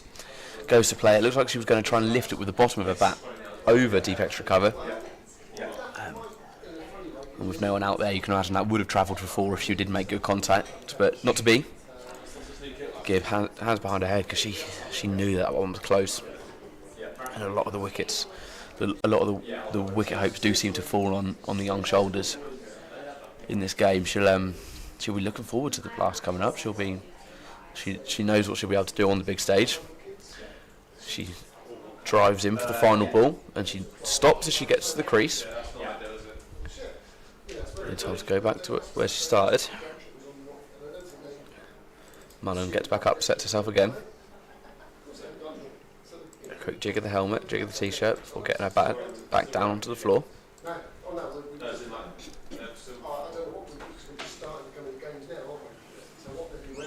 Daisy Gibb. That one swings, that one's met by the middle of the bat and drives just slightly into mid-on where Tulloch sits, and that will be the end of the over. It's a strong over from Daisy Gibb. Only 1 run coming off of her leg by. And we return with Bex Tyson on that net end. Yeah, good start from Bex Tyson. Just 4 runs coming from her first over, but it will be a change of bowling as we see the skipper Naomi Tatani with her left arm pace bowling. It's been a strong start for Hampshire. 197 to defend that required rate, already up to nearly 11 runs per over. And that's a high tally for a team that play together all the time, let alone for a team put of players from different counties.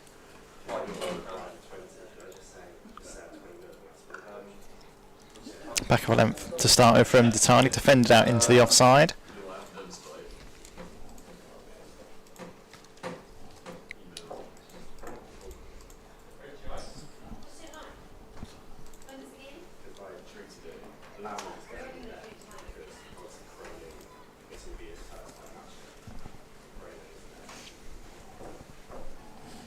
Fielder out on each side of.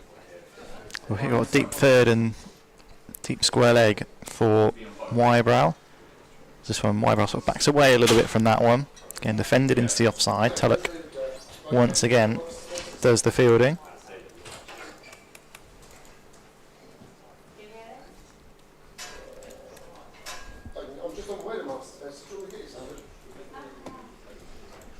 So we've got some figures for Abby Wybrow so far this season. 115 runs for Middlesex across the Metrobank Wonder Cup and T20 County Cup.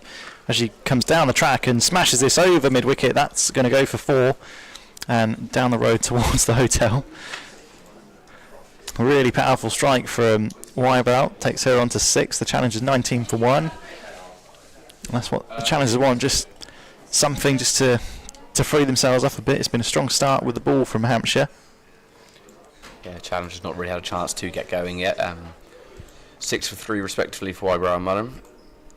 So no real chance to have a proper go, have a proper hit. Can that get Wybrow going now then? 6 off 6. Titania in again. Backs away once more does Wybrow. Beats the dive of Francesca Sweet at mid-wicket. Nancy Arm's got a lot of work to do there to catch up with the ball. She can't win the race. And it's another boundary, back-to-back boundaries for Wybrow and the challengers. 23 for 1 now. So a long way behind the required run rate.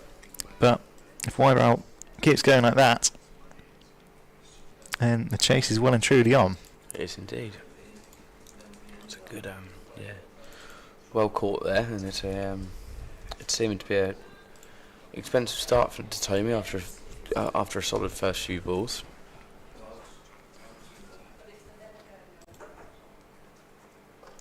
Slower ball this time from Ditani, well bowled. Again, Wybrow trying to back away, give herself some space.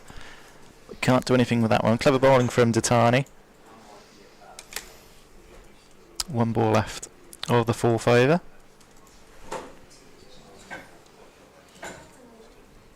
Still the same field. Deep third on the boundary, deep square leg, so no one at mid-wicket where those 2 boundaries have come from. I think Titani will back herself to bowl to her field here. She brings third up and does send him mid-wicket back just as I say that. So what do I know? Another game to come after this in today's double header. There's Hampshire Cricket and second 11 men host the challengers. Short ball this time from Ditani. Defended into the onside by Wybrow. It's the end of the over. 23 for 1 after 4.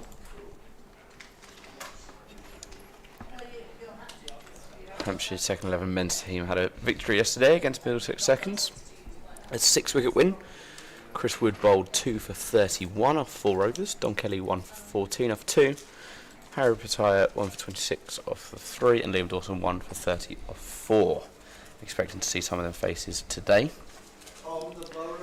in the second game of today.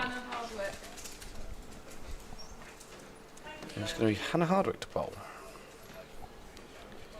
Right arm pace bowler made a debut for Hampshire at Old Trafford against Lancashire. Sadly defeat in that game. But fairly quick bowler. Was a nasty short ball, so watch out for that one.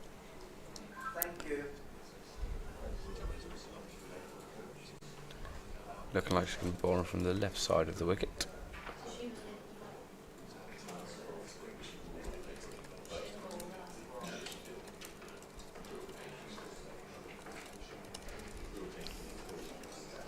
drives in. And a short ball, she does play. It's played and it's caught. And a second wicket of the afternoon for Hampshire, caught by Francesca Sweet out there, and it was a really poor shot out to mid-wicket. And it was with the short ball that Wes said about just now that was played. It was, I think she didn't really expect that there. Went to play a cover drive, was caught.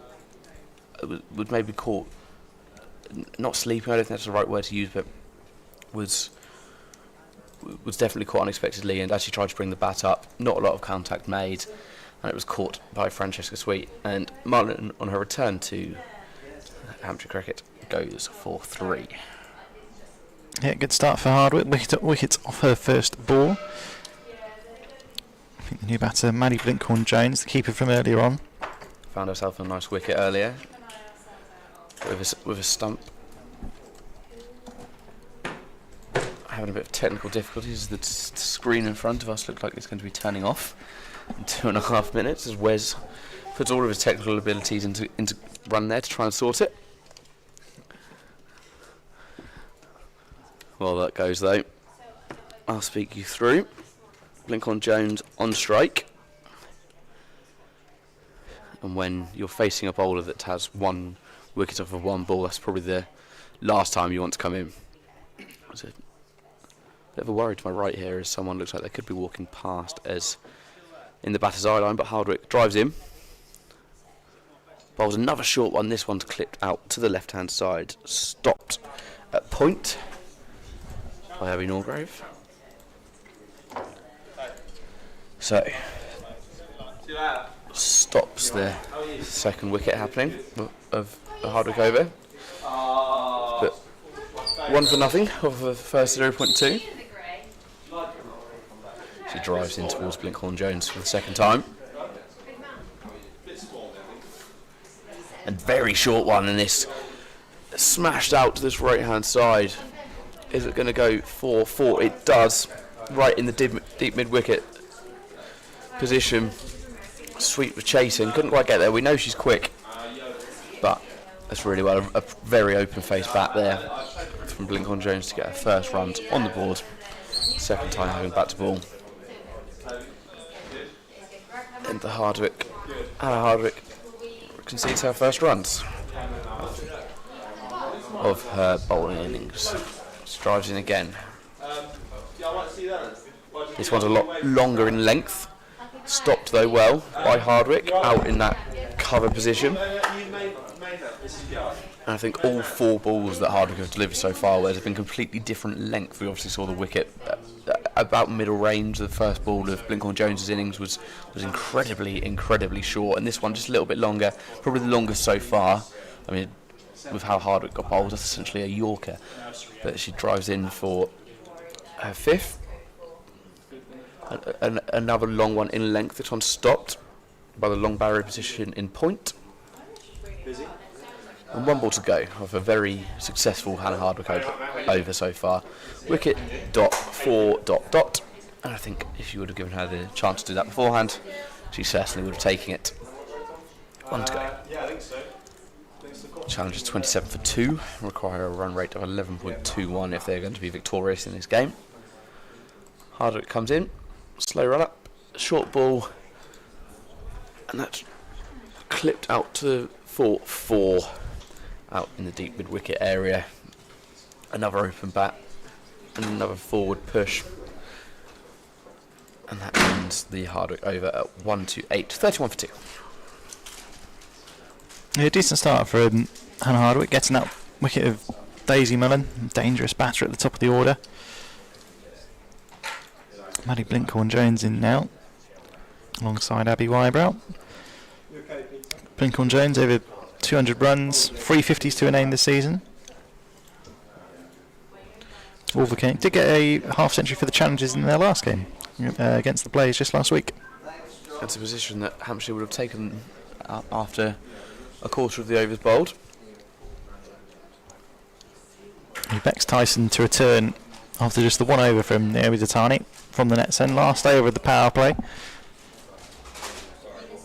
Down the leg side from Tyson and swept well by Wybrow. Nancy Harmon sprinting round to her right. Cuts that one off. Keeps it to just a couple of runs for Wybrow and the challengers. 33 for 2. A good start with the ball for Hampshire, taking those 2 wickets.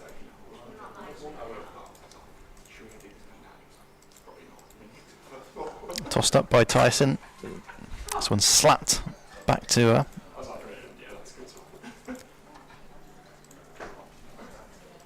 Start changing the field now. Once, I think it's Hardwick there at short third to move round just a touch. Still the 2 fielders out on the leg side. Deep mid wicket, deep square leg.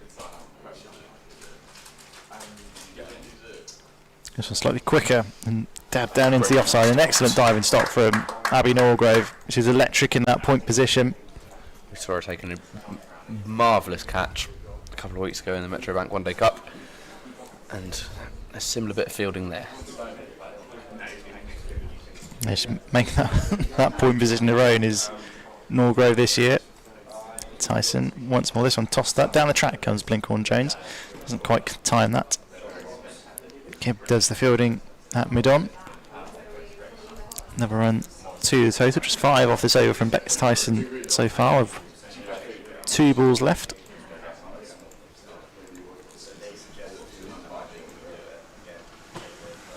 This one launched by Wybrow, and it'll be 1 bounce 4, and an excellent stop from the ground staff actually, just nonchalant. Picks that up with 1 hand. And it's another boundary to Abby Wybrow. She moves to 17, challenges 39 for 2. It was absolutely hammered. Very odd sign from Wybrow. Last ball of the over then. This one swept again by Wybrow. Not got hold of that one at all. And that might have hit her on the helmet on the base of the umpire just tapping his head. So have a quick concussion check, and yeah, right off the grill, that one. Hope Wybrow's okay. So have the usual concussion protocols, change of helmet.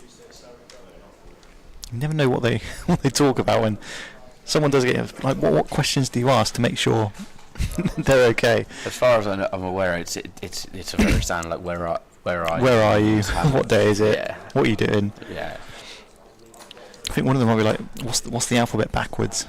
I've heard that's potential. I wouldn't have a chance of that when I'm not concussed. Sounds like a sobriety test rather than a concussion check.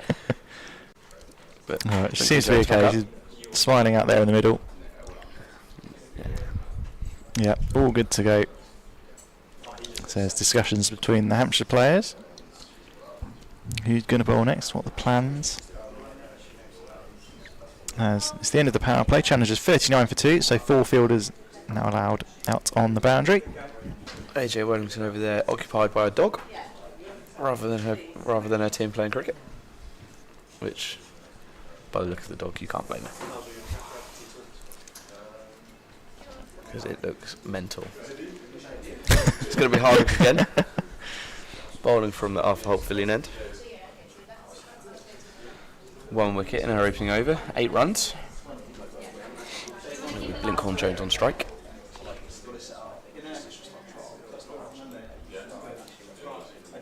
Bowls of medium length, met by the bat of Blinkhorn Jones for a dot ball. Like we said, Hardwick very familiar with the short ball, so when she does add that little bit more length onto it, what is normally medium, sort of medium length, is sort of the further she tends to go. And she comes again, second of the over. This one instead going out more to leg side, and the umpire's hands go up for a wide. So the first wide of her deliveries, adds 1 to her tally, and it's another ball to the over. As challengers reach 40 off of 6.1,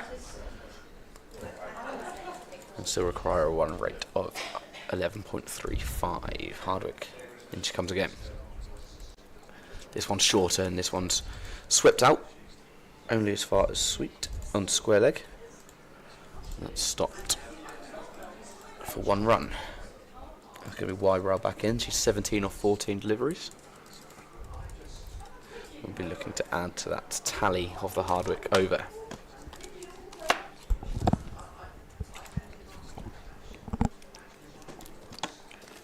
Four to come, 3 delivered after 1 wide. Driving in again towards that net's end, and it's a ball that went strong down towards left hand onto the offside, stopped at the end in deep cover, and Wybrow took a step back. I think she was anticipating it would go towards the same leg side position that the previous ball was bowled to a couple of balls ago, sorry. This time she had to extend her bat out, but managed to get contact and just get the single, so to get Lincoln-Jones back on strike. 10 runs off 8 balls. Hardwick delivers another well-length ball. That one took a beating away because that was right in line with the middle stump. But Lincoln-Jones managed to get back behind it well after a little step back onto her back foot. And another lengthy one from Hannah Hardwick there, who we do obviously associate with the shorter ball. 2 to come on her slightly extended over. 1 for 11. Bowls hit out towards deep square leg and make that 2 for 11. Hannah Hardwick finds the second wicket of her over. Of her innings, sorry. Very well caught. Out at deep square leg. I'm not sure. It was a slightly lengthy delivery, and Lincoln-Jones swung trying to reach the boundary, and it was Ella McCann, I think, who managed to get hand on ball and add the second wicket to Hannah Hardwick's innings. Yeah, like we said earlier, there's like the short ball, there's Hannah Hardwick. Got good contact, did Lincoln-Jones, but Ella McCacken patrolling that boundary to our right hand side in front of the golf course. To the left hand side as you look now on the stream. Takes a pretty safe catch, safe pair of hands, Ella McCacken. It's the 3rd wicket down for the challengers, 42 for 3 in pursuit of 197 to win this match. They'll bat on 20 overs regardless. But still, good start from Hannah Hardwick, leading into the blast. Hampshire's first game, as we mentioned earlier, on Friday. Trip down to Taunton to face Somerset. A couple wins over them last season. A couple of really close games actually against Somerset. There was a 5-run win down at Taunton, and then a victory chasing with just 2 balls to go here at Utilita Bowl last season. It's incredibly dangerous when you've got bowlers like Gibb and Hardwick who can deliver such different balls. There's no real consistency in the way they do deliver because they're all at different lines and lengths, and it's so unaware for the batters. But Kemp comes in. Saw a good bowling display from her in the first innings. From Amelia Kemp. She faces the final ball of the Hardwick over. That is played and missed as it carries through to Megan Sturge for a dot ball. And Hardwick ends the over on 2 for 11. And 42 for 3. The target of 197 run rate. Just 6 so far for the challengers after the opening 7 overs. Wybrow leading the running tally for her side with 18 off of 15 balls. Kemp just the one faced. So far for the challengers, we've had Downer bowled by Daisy Gibb for 8 off 5, and Daisy Mullen, formerly of Hampshire, caught sweep bowl Hardwick for 3 off 11. Yeah, going to have another change of bowling from the net's end. It was going to be Poppy Tullock, right arm seamer. Sign, I think, a 2-year contract extension at the start of this season. Took her first wicket for Hampshire earlier on this summer in the Metrobank One Day Cup against Somerset. Took a really good catch in that game as well. She'll be bowling to Abby Wybrow, who's 18 not out from 15 balls. Challengers still need another 155 from their 13 overs. As this one's edged, beats Megan Sturge. In some ways, that's the best shot in the book. It completely defeats everyone, or beats everyone. And it's down to the third boundary for 4. Big swing from Wybrow. It's a full ball from Tulloch. Just goes to a big swipe, and you can see the smile on her face, just like, yep, that's 4 runs. I'll take those. Thank you very much. Yeah, not where she wanted it, but certainly the result she wanted. Tulloch bowl shorter this time to Wybrow. This one's punched off the back foot. Abby Norgrove once again doing the fielding at point. Good bit of footwork there. That's a dot ball. Wybrow now starting to get some runs on the board, starting to get some momentum, and I feel like if Hampshire are going to bowl out challenges for as low as they can, I feel like getting Wybrow out is the integral piece of that. I feel like she's the one that's going to build an innings, most likely to build innings that out of the batters that are left for the visitors. Tulloch, right arm over, bowls a slower ball to Wybrow. This one hoiked into the leg side. They'll come through for a single. Think about the second, it's not there. So Ella McCacken over there, she's doing deep mid wicket to deep mid wicket. That's a lot of running for Ella McCacken. I wonder what her mileage at the end of today is going to be. Yeah, she won't be doing any after running on the GPS, that's for sure. Brings Amelia Kemp on strike, the new batter. And a good outing with the ball, as you mentioned, Max. 4 for 30 from her 4 overs. She's scored 199 runs this season. Tulloch bowls there, hits from the pad. Goes out to short third. Bex Tyson does the fielding there. It's a dot ball. 2 50s for Amelia Kemp so far this season. 54 not out for Northamptonshire against Herefordshire. And a 73 for the Challengers against the Blaze. A 50 over match on the 11th of May. So in decent form as she faces Poppy Tulloch, who's in now. Bowls to Kemp down the track. Has a huge swipe and misses. Looking to flay that through the offside towards the golf course. There's no. It's been a good over from Tulloch. Just the 5 runs from it with 1 ball remaining.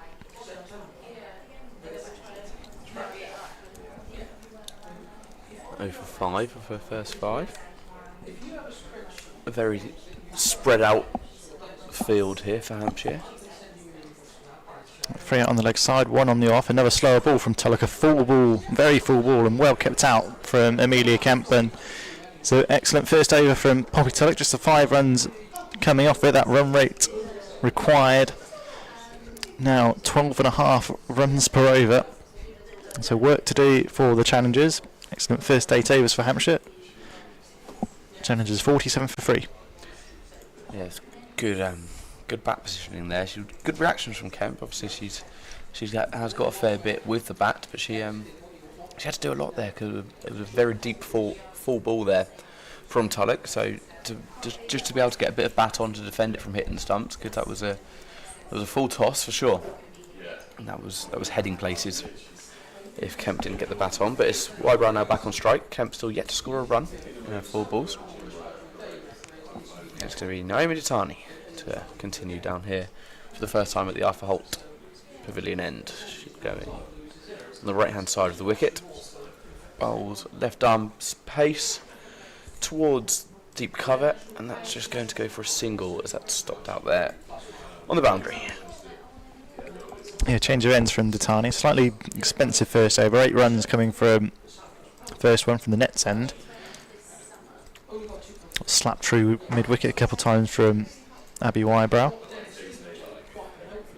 Gibb hands on the ball. She hasn't had a bowl in a while after she found a wicket in the first over.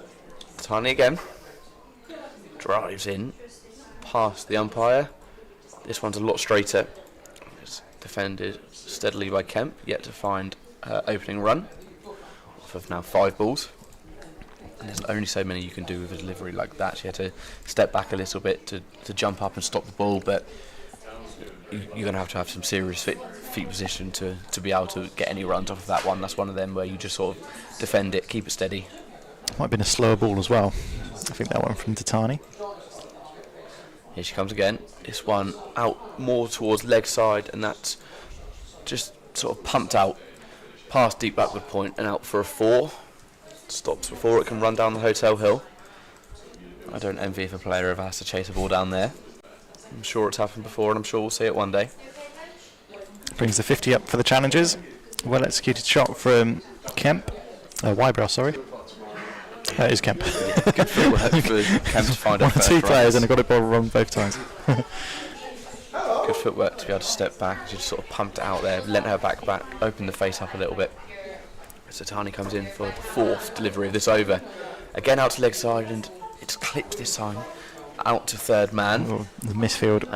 Yeah, really poorly misfielded. I struggled to see that one due to a bar being in the way, but yeah, poorly misfielded, and Kemp adds another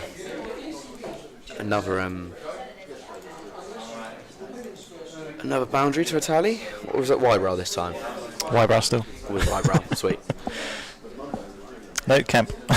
That's How are we what I getting these thought. two mixed up? They've got 14 and 15 on the bat. That's probably why. Yeah, it doesn't make One it number easy. different. They both look quite similar at the crease as well. Yeah, similar colour hair, similar colour stance. Similar colour bat in helmets. hand, yeah. Tani again, 2 balls left. Bowles left hand driven out towards deep cover this time. It's only going to be a single.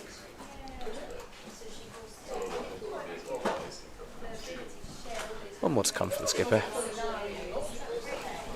As we thought our first over was expensive, we've added 2 on in this over with 1 more ball to go. So she'll be evaluating how she delivers the balls when she next comes back on. She'll be thinking of that in the field.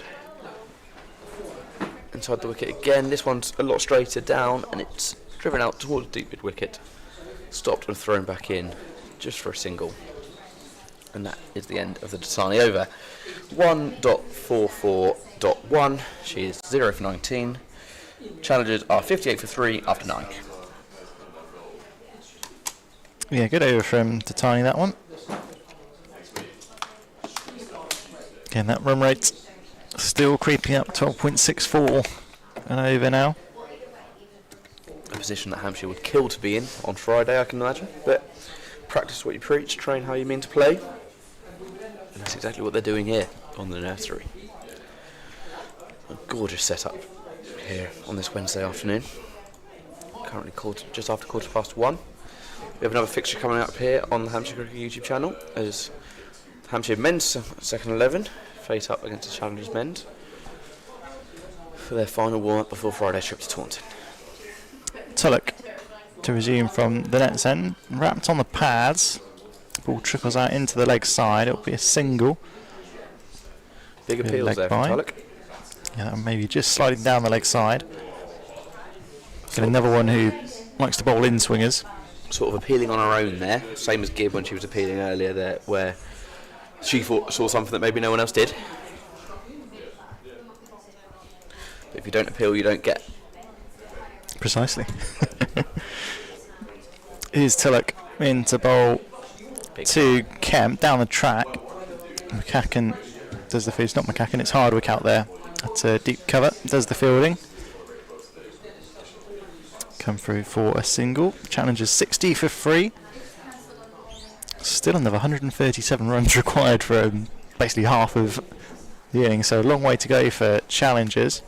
Yeah, Hampshire have done really, really well just to restrict Challenger was really gaining any big numbers per over. We've sort of seen a maximum of 10 to 11 every time.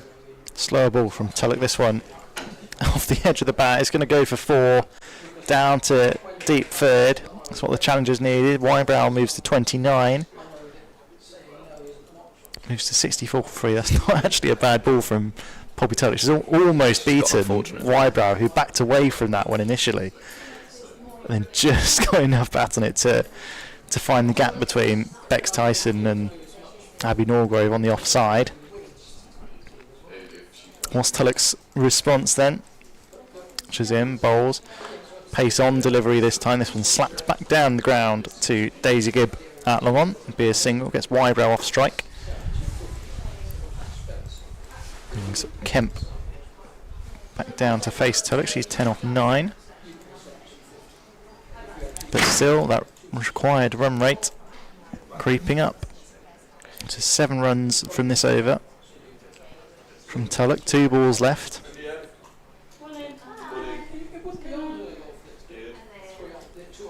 Tulloch in from the nets and bowls a slower ball to Kemp. This one driven out into the offside. Hardwick runs round to right. Picks up, make sure it's just a single. 66 for 3 the challenges. Kemp to 11 as see the men's teams for this afternoon arriving, walking down to the nets, getting warmed up.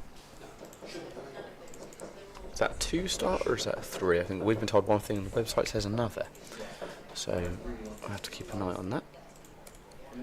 Tulloch, last ball of the 10th over, follows Wybrow down the leg side, who actually plays this out really, really well, finds the gap between long on and deep mid wicket. It goes for 4. Wybrow moves to 34 off just 24 deliveries. It's the end of the over. An end of slightly expensive one for Tulloch. 11 coming off it. Challenges 70 for 3 at the halfway stage, but still a lot of work to do. 127 off 60 balls. When you look at it like that, you think, yeah, that's a tricky chase. Yeah, that's well over 2 a ball, and it's not really something you can see doing, but they're finding the boundaries. It's certainly not an issue with that, but I think it's all the boundaries are coming with a bounce beforehand, and that was where Hampshire were differing. I've been, especially that Daisy Gibb over, where she was consistently finding 6s, and that's not something that the challengers have been able to find. And that's partly due to a good show of stubbornness from the Hampshire bowlers. They keep going, they keep digging, they're changing their approach differently every now and then. Different bowlers consistently coming in, different lines, different lengths, different speeds. And it's going to be Daisy Gibb to return for the Arthur Holt's Pavilion end, down in front of myself and Wes. As we sit on the scorer's desk, on the analyst's desk. Gibb comes in, 1 for 10 so far for opening 2. It's a slower ball and it's played out. I'm not sure if that was leg or bat from Kemp, but they managed to get a single and get Wybrow back on strike. Just slightly clipped there towards fine leg for a single.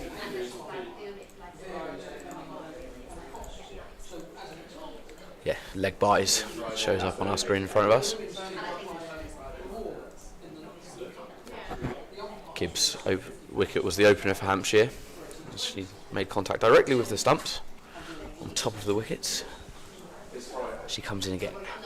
Bowls a full toss and it's hit by the middle of the bat of Wybrow, but there's a potential run-out opportunity for Francesca Sweet. Not found, as it just bounced slightly over. I'm not sure if Wybrow made it back into the crease on time. I think she did. Her drive went just through to cover, and good running from the challenger pair to put them up to 72 of 10.2.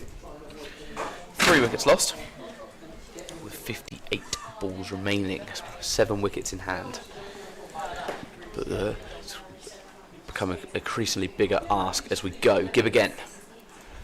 Another straight one, slower, just clipped out towards short third man. Maybe slightly into that, more into a gully position than anything. Not quite a slip though. And Gibb has ball in hand again. 1 leg by, 1 run, 1 dot.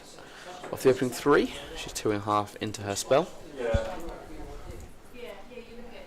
Sporadic bowling changes as well from Ditani. I can imagine she just wants everyone to get a ball in hand as much as they can as they prepare for their trip to Taunton. Gibb comes in again, Kemp on strike.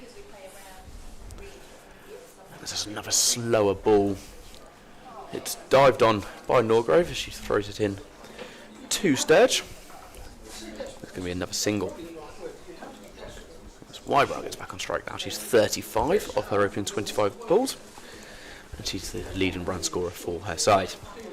And she is seemingly the danger player for the visitors today. I feel like, whereas if Hampshire can get her gone, then that will be the breakthrough, and that will be the run to stay at home. We will bowl all 20, no matter the wickets. Good bowls again, straight one through the legs of Daisy Gibb, and that's going to come past long off and out for 4. Public tried her best to get there, couldn't, and that goes out for a boundary. Wybrow up to 39 off 26 now, 11 off that half century, and with her side edging closer to defeat I can imagine that half will be in her sights.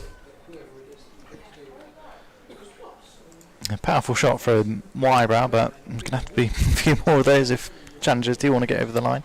Gibb again, 1 for 16 on her tally so far. It's another slower one. This one's driven out with an open back face to Tulloch, who this time can stop it, but does go for 1. And that's the end of the over. Daisy Gibb on 1 for 17 after 3, 1 leg by, 1 dot, a dot, a 1, a 4, and a dot to finish. 78 for 3 off 11 with 119 still required for the victory, 54 balls remaining. Yeah, 8 runs coming off the over from Daisy Gibb. Good figure so far from her. 1 for 17 from her 3 overs, including a maiden, her second over.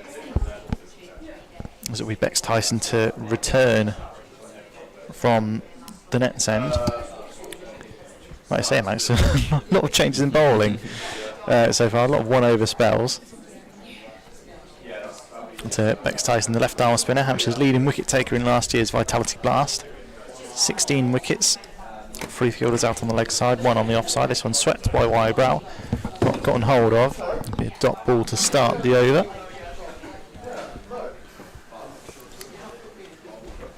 As we can hear the hustle and bustle of people arriving for the men's game this afternoon.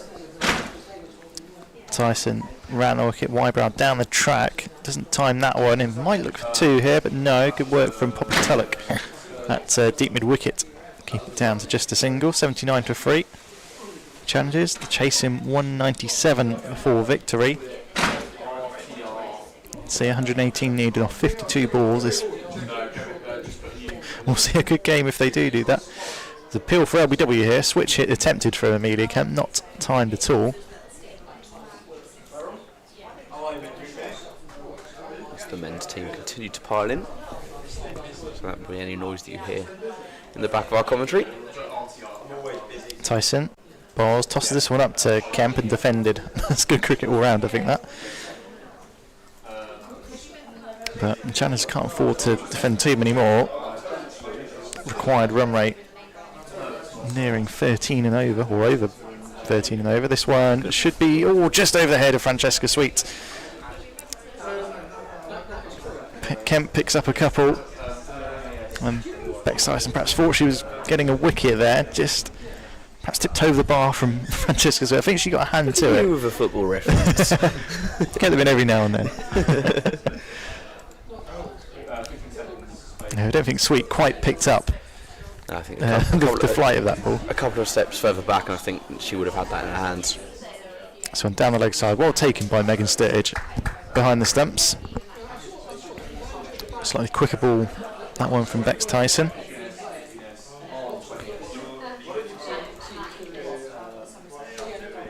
She's in again, left arm round the wicket, this one on the stumps and swept by Amelia Kemp. Good diving stop from short fine leg. It's a single to end the over. Challengers 83 for 3. They still need another 114 runs from 48 balls. So that run rate still 14 and over. Currently going at just under 7. So a lot of work for challengers. Abby Wybrow is still there, 41 off 29, but she needs to get going. And batting to come, Emily Monday, May Drinkle, Bella Johnson, Indigo Gentry, Anna Buckle and Natasha McBean. But I have to think that this is the key partnership for challengers here. If they want to get over the line in this game, as Hannah Hardwick returns from the Arthur Holt Pavilion end. She does indeed. She's got one wicket to her name so far. She drives in. Bowls a short ball, and that's clipped out nicely by Kemp towards short man. Short third man. That's well stopped, just in front of the power play boundary. For a single, and Wybrow back on strike, and I think Kemp is building her runs ever so slowly, but I think you can see that the key is get Wybrow on strike as much as you can for the 2 in the middle. She's the one that's building the runs, 41 of 29 compared to Kemp's 16 of 18. The first ball of the Hardwick over is a single. Second one comes in and it's stepped out by Wybrow as she drives it out towards deep point. She took a slight step to the left, reached out with her bat well, managed to get a single, and Kemp's back on strike. Yeah, she likes to give herself space. Wybrow, she's backed away quite a few times Yeah, some in her innings so far, and some notable footwork, that's for sure. As the Hampshire players and the Challenger players continue to take themselves over to the nets. Over on that far side of the nursery, Anna Hardwick 2 for 12, covering for her third ball of her third over. It's another short one. Kemp steps forward, gets a slight bit of contact on the bat, and might have even hit a little bit of pad before it just trickles out and is stopped on the leg side. Out towards fine leg. 3 singles in this over so far. But Wybrow needs to turn them singles into boundaries and bat them boundaries into sixes if they're going to cap this rate. It's another step back from Wybrow. Hannah Hardwick shows that she's aware that she's doing that. Bowls it towards offside. Seeing if Wybrow will take the bait that Hardwick is offering. If she can see if she can get a nibble, get a swing, try and get a catch, because she seemed like a hard player to bowl out, Wybrow. 42 off her 31, 111 runs to win. 3 singles on a dot. Fifth ball from Hannah Hardwick is again in the same way, and Wybrow just drops back a little bit onto her left leg side stump as she looks to try and get more bat onto ball and try and slice one maybe into that extra cover, deep cover area. She's looking to consistently play that shot, and both Hardwick and Wybrow are giving each other bait, and they're waiting for one another to go for it as Hardwick lifts the final ball of her over, and it's straight down the middle of the stump. It's hit massively out towards deep mid wicket, and it's just short of a catch. And they managed to get 2 runs in, and that's the end of the Hardwick over. But she goes for 5. Oh, nice over for Hannah Hardwick there. it was a nearly one for Eleanor Kacken there at deep mid wicket. She came in to try and make the catch, then realised at the last second, I'm not quite getting there. The ball isn't going to get to me. We had a good stop in the end. That, though. We've already had a caught McCacken bowled Hardwick, but not quite seen for the second time there. As we have some football going down for the non-playing Hampshire players down there. Naomi Tatani returns again from the nets end. Bowling to Amelia Kemp, 17 off 19. Needs to get going a little bit, 109 needed off 42 balls. So on slower ball Yorker from Tatani, really well bowled. Not much Kemp can do with that one. This plays out into the covers. Dot ball. Challengers 88 for 3, needing 197 for victory.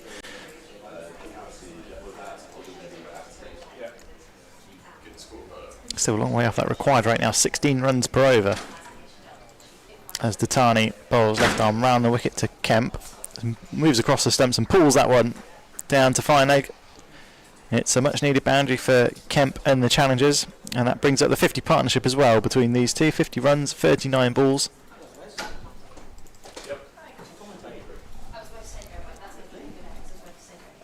And this partnership needs to continue for the challengers, but it also needs to continue a lot faster. What's that required rate? It has now gone down to 15.8. It's still a lot higher than the challengers would like. Exactly what Hampshire want. They don't mind it coming down to 15.8 as long as it stays at 15.8. They find themselves in a perfect position to do Friday's Hawks. Tatani bowls to Kemp down the track and guides this one out into the offside. It's back-to-back boundaries for Amelia Kemp. Clever batting, moving across her stumps, using her feet to come down the pitch to this one from Tatani. Challengers 96 for 3, needing a further 101 to win. Still a lot of work, but challengers, they've got the 50 partnership. They're looking to accelerate now here at Utilita Bowl on the nursery ground. About 30 runs ago we did say that Hampshire could do with stopping this partnership, and it's proved why. Shorter ball from Ditani, a much needed dot ball, a good response from the Hampshire skipper. Hannah Hardwick in the covers doing the fielding there. See the clouds move in even more. It's grey as far as I can see pretty much. There's a slight change in the field. Fine, they're coming up inside the circle. Hardwick going out to the cover boundary now. Front of Roger, the photographer. Ditani bowls, and really good work from Kemp. Again, using her feet to move across her stumps, pulls that down to fine leg like we saw a few balls ago. And that brings up the 100 for the challengers. Kemp moves to 29. And that's free boundary in the over for Ditani, not what the captain would have wanted when she brought herself back onto bowl. And that target now for challengers, 97. But it's on 37 balls, so there's still a lot of work to do. There's 12 runs off the over so far, and another boundary for the challengers would keep them up with the rate, but still work to do. Down the track comes Kemp, and it was a dot ball to end the over for Ditani, a much needed dot ball for her in Hampshire. I think that's the first time in a long time we've had an over nearly meet the rate it needs. This challengers hit their 100. Only 3 wickets lost, but it's good on that sense. But it's not the runs haven't been coming. The boundaries are starting to build slightly, but where Hampshire found a lot of singles and a lot of 2 runs in between the boundaries, I think that's where challengers haven't really been able to keep up with Hampshire. I can give you a comparison of where Hampshire were after 14 overs. They were 123 for 5, so slightly further ahead, but 2 fewer wickets in hand. So this partnership proving key for challengers at the moment. It'll be Hannah Hardwick to bowl her 4th and final over. 6 to come after, including this over. It's Hardwick first. Bowls a lengthy one, comes off the pad. They're going to get 1 run from it, as it's Norgrove who manages to sweep and collect the ball in that point cover. It's going to be a single to start off Hannah Hardwick's 4th and final. 2 fielders out in long off and long on in Francesca Sweet and Poppy Tullock, although Tullock now comes in towards mid, being sent around all different directions. So it's just Francesca Sweet out on this boundary closest to us. Got Ella McCacken out on that deep mid wicket as well, which we've seen a wicket come already. Hardwick's lengthy ball, just twisted out towards third man. It's going to be another single. Wybrow up to 44. Now on strike. Hardwick 2 for 17 off the 3.2 she's bowled. 2 handy wickets for Hampshire. Daisy Gibb with the other. Hardwick again.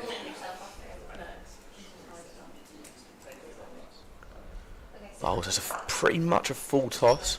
Stopped by Naomi Ditani well on the extra cover. Still a single for the visitors. Met well on the bounce by the challengers. And it's Kemp back on strike. Wybrow 5 off that 50 that we've seen like she's been waiting for a long time. She seemed to find the first 25 runs quickly, and the second 20 have come as a bit more of a challenge, but Kemp's built up to her 30 well. Hardwick again. Bowls out, and it's hit out towards deep cover over the head of Naomi Ditani. It's actually come off Kemp as it's thrown towards the stump, and Sturge seems to be in a little bit of discomfort here. I think she stopped the ball with her foot. I've got one on the angle there, Megan Sturge. Walking rather sheepishly as she goes to put the gloves back on. The sheepish step doesn't seem to be stopping her as Hardwick pulls deep point over to deep cover.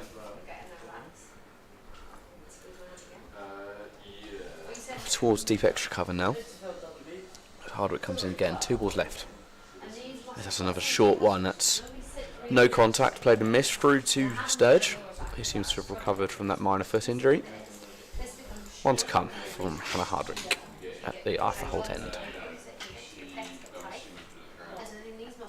It's been good work from behind the stumps from Megan Sturczka. There's been a few that really just haven't carried at all, especially the slower balls. Yeah, they seem to sort of be dropping at her feet rather into her hands.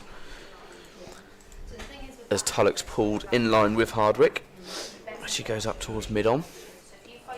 And the final ball of Hannah Hardwick's innings is a middle range one, follows and travels through to Sturge, and she gets hand on ball with a swing and a miss from Wybrow, and that ends the Hannah Hardwick innings.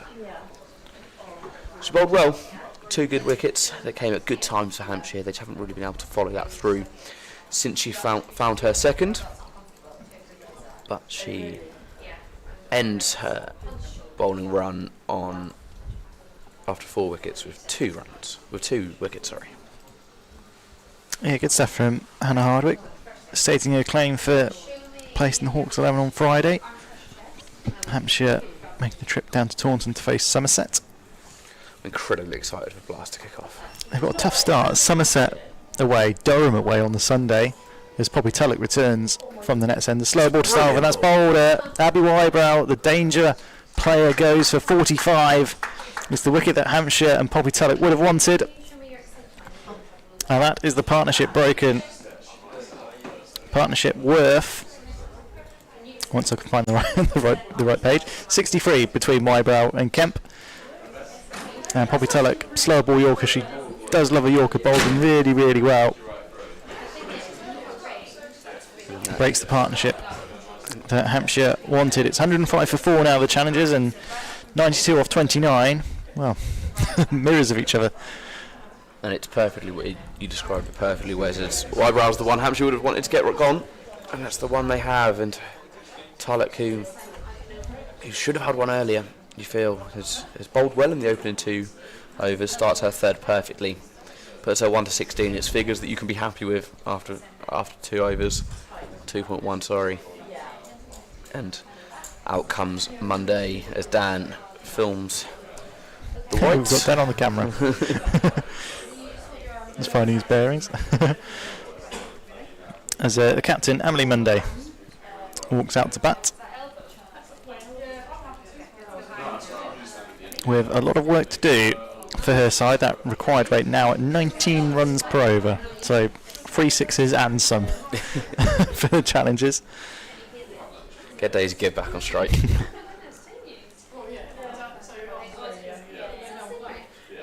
Yeah, we saw in Hampshire they had a few decent partnerships. 4 of them were 30 or more. The challengers had just had the one big partnership, which has now been broken by Poppy Tulloch, who bowls this one to Emily Monday, places back up the pitch. There's no run. Good start to the over from Tulloch, putting pressure straight away on the challengers' captain.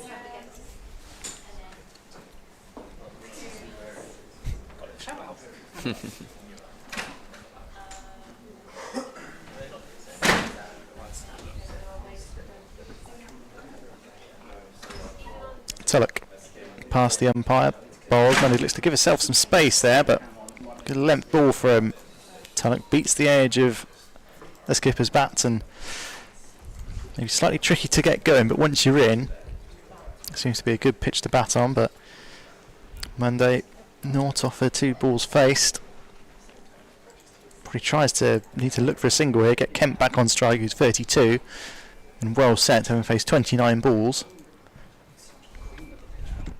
Or just have a swing and, and hope for the best here as Tulloch bowls to Monday. Yorker length, edge of the baton, just evades the diving Naomi Ditani. Would have been an excellent catch had she taken it, but falls just short of the Hampshire skipper. They come through for the single, so Monday off the mark and off strike for 106 for 4, the challengers.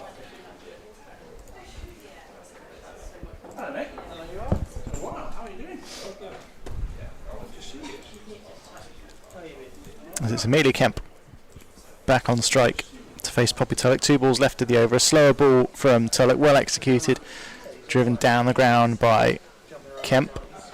Just another single. An excellent over this from Poppy Tulloch. Just 2 runs coming from it with that important wicket of Abby Wybrow. Challenge is 107 for 4. Require rate now up at 21.6. And you'd think that these last 4 and a bit overs are sort of more of a formality for Hampshire. Just get through them, keep feet behind the front line. Damage limitation at its finest, I can imagine. This one's clipped in the air. Could be a catch to the deep mid wicket, and a really good catch from, I think, that might be Ella McCacken again out to deep mid wicket. Already taken a catch earlier on this innings, but 2 wickets in the over for Poppy Tulloch. It's the end of Amelie Monday, the challenger's captain, for just a single. As we look on the replay, clipped in the air and well taken by, I think it was Ella McCacken at deep mid wicket. Don't quote me on that, I'm not quite sure. Can't quite tell from this distance. She has been occupying the deep areas across both sides of the pitch, so I can imagine it was her, but she's Tulloch deserves that. It's an incredibly bold over. 2 runs, 2 wickets. She was at 2 for 18 after her 3 with 1 to go. Was indeed Ella McCacken. We can see up on the scoreboard. Challenge is 107 for 5, so 90 runs to win, but only 4 overs in which to get them. Monday goes for 1, so it's now all the pressure on Kemp's shoulders to try and get her side through. Drenko comes in, and it's going to be Naomi Datani again. The left arm speed bowler. 3 overs bowled, no wickets found for 31 runs conceded. She'll be bowling at Amelia Kemp. She skips herself in. It's medium length and it's just defended away back to the bowler. And she drives in. Starting the Datani over with a dot ball. She gets back around the power play bit to give herself the run up, and that's come off the pad. There's a slight call from Datani. Nobody else seems to follow her. There's a couple of times I've had that where the bowler gives a shout when no one else does, but it did look high. It didn't really look to have too much appeal, and the umpire wasn't interested. Yeah, that one probably just about going over the top from Datani. Again, Kemp moving across the stumps, trying to pull that one away into the leg side. In comes Dats again for the 3rd time this final over. So miss hit, and it's caught out by deep mid wicket. I think it's her again. Emma McCacken takes her 3rd catch of the afternoon and dismisses Amelia Kemp for 33 off of 32 balls, and the 2 dangerous batters for the challengers have gone in the last 2 overs, and that essentially sees Hampshire all but victorious. It's a bit of a strange delivery from Datani. She went across the wicket for the first time this over.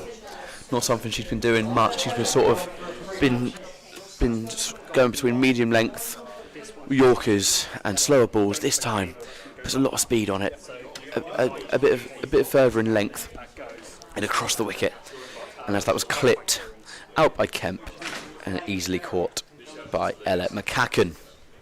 So 107 for 6 now for the visitors, still requiring 90 with 4 wickets in hand to do so, with only 21 balls remaining. That would be a strike rate that we cannot see happening. We've got another game coming up here at 3 o'clock at the Utilita Bowl Nursery. So just over an hour break between now and then, where you'll be joining myself and Wes again. So we will hopefully be able to deliver you team news there or thereabouts. Start time. So Datani again, 3 balls left as Johnson takes the strike. Looks to take up middle wicket. Just asks the umpire.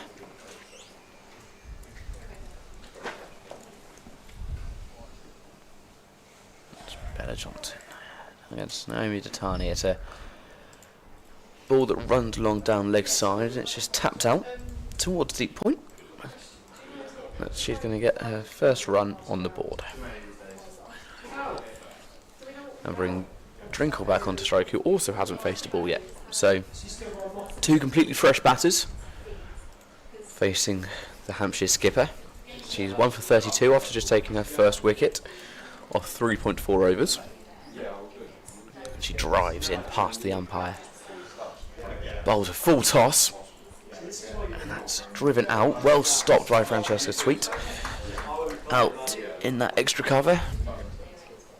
And it's another single. So both batters on 1 for 1. Drinko and Johnson. And 1 ball to come from Naomi Datami before her innings is finished on 4 overs. May Drinkle, another Northamptonshire player, just 42 runs so far this season, but only played the 5 games. Datami swarms in. It's a shorter ball this time, and it's well defended. She tries to get a hand on it, she can't. And Johnson does well, to get herself a single. 2 for 2 off of the ball she has faced. That's the end of the Naomi Datami over. Challengers find themselves on 110 for 6. They require 87 to win off of 18 balls. They have 4 wickets in hand though, so in a worse position than Hampshire, where at this stage you can see the worm where we occupy the Utilita Bowl Nursery here in Southampton in Hampshire. Check the bushes around for anybody with binoculars. Any Somerset scouts waiting for Friday. I get that reference. Sweet. That's one thing I do know about football. Wes talks football.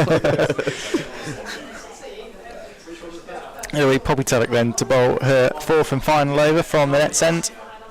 3 overs to go. 29 runs per over required for the challengers. 2 new batters, Bella Johnson and May Drinkle. Bella Johnson, good time out with the ball in the first innings. A couple of wickets for her. Tulloch bowls to Johnson. This one pulled into the onside. I'll think about a second. Drinkle wanted it, but it wasn't there. Ella McCacken once again at deep mid wicket, running right the length of the pitch. She's occupied that whole position pretty much for the whole innings. It's a fair play to her. Some serious steps in those legs.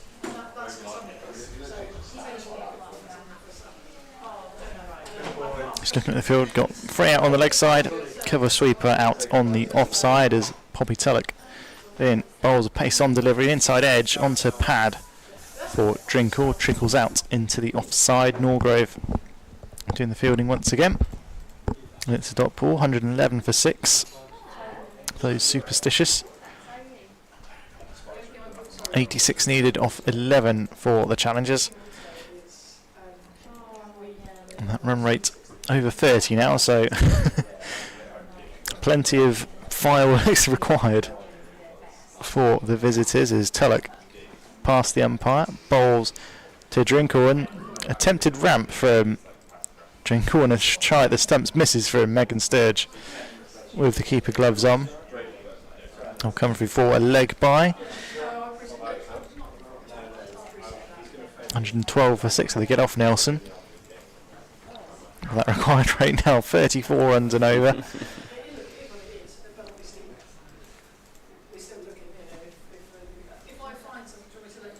Tulloch begins her run once more from the net's end, bowls to Johnson. This one sliced away into the offside, finds the gap. Sort of a backward point. Norbury runs round, does the fielding, keeps it to just a single. 113 for 6. And like we say, this one just being a bit of a formality now for Hampshire, just keep things tidy. Make sure there's no mistakes in the field or with the ball in hand. And they'll get the job done. Required rate 36 and over, so 6 a ball from here on out, as that's a Yorker from Tulloch, well dug out by May Drinkle. And another single. It's been a really good exhibition from Poppy Tulloch today. 2 for 21 for 3.5 overs, just 1 ball left in her spell. Took that 2 wickets in an over in her last over, dismissing Abby Wybrow for 45. And then removing the challengers captain Emily Munday for a single as Tulloch in to complete her 4th over. An attempted ramp from Bella Johnson. Misses the bat, misses the stumps, goes through to Megan Sturge. And Poppy Tulloch finishes her spell 2 for 21. It's been an excellent day for her with the ball. Decent outing from the bat as well, 8 off 7. I can imagine we'll now see Daisy Gibb for the final time. She's got one left. Her and Bex Tyson both having a single over left in their stint. Looks like it will be Daisy Gibb. Her and Naomi Tani just... Actually, I don't know, Megan Sturge's got the cap, so that leaves me to think it might actually be Bex Tyson. We saw Bex bowling from the net end mainly, and Daisy off of this side. So you'd think really we'd keep with that tradition, and it looks like we are as Gibb takes the cap and sunglasses off, passes it over to the umpire. She organises her field, telling Ellen McCacken to get back on the boundary that she's been occupying for the whole game out in deep mid-wicket.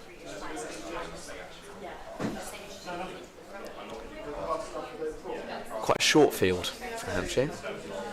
One occupying deep square leg, one occupying deep point. And one on point, one on cover, that being Norgrove and Tatani respectively. Then Tulloch and Sweet, both in mid on and off. Gibb, though, sending Tulloch back up to long on. Just bringing deep point into the mid. Perfecting her field before getting ready to do her run up. She drives in. The first ball is a slower one, and that's swept out towards deep backward square leg for 4 by Drinkle. It might have been an attempted cutter from Daisy Gibb. Certainly a slower ball. Not quite where she would have wanted, but good awareness from Drinkle, putting that away onto the leg side for 4 runs. Got all 4 players, or 3 players actually, out on the leg side. Trying to spot a 4th. I think it's someone in fine leg down that is coming in closer. Gibb again.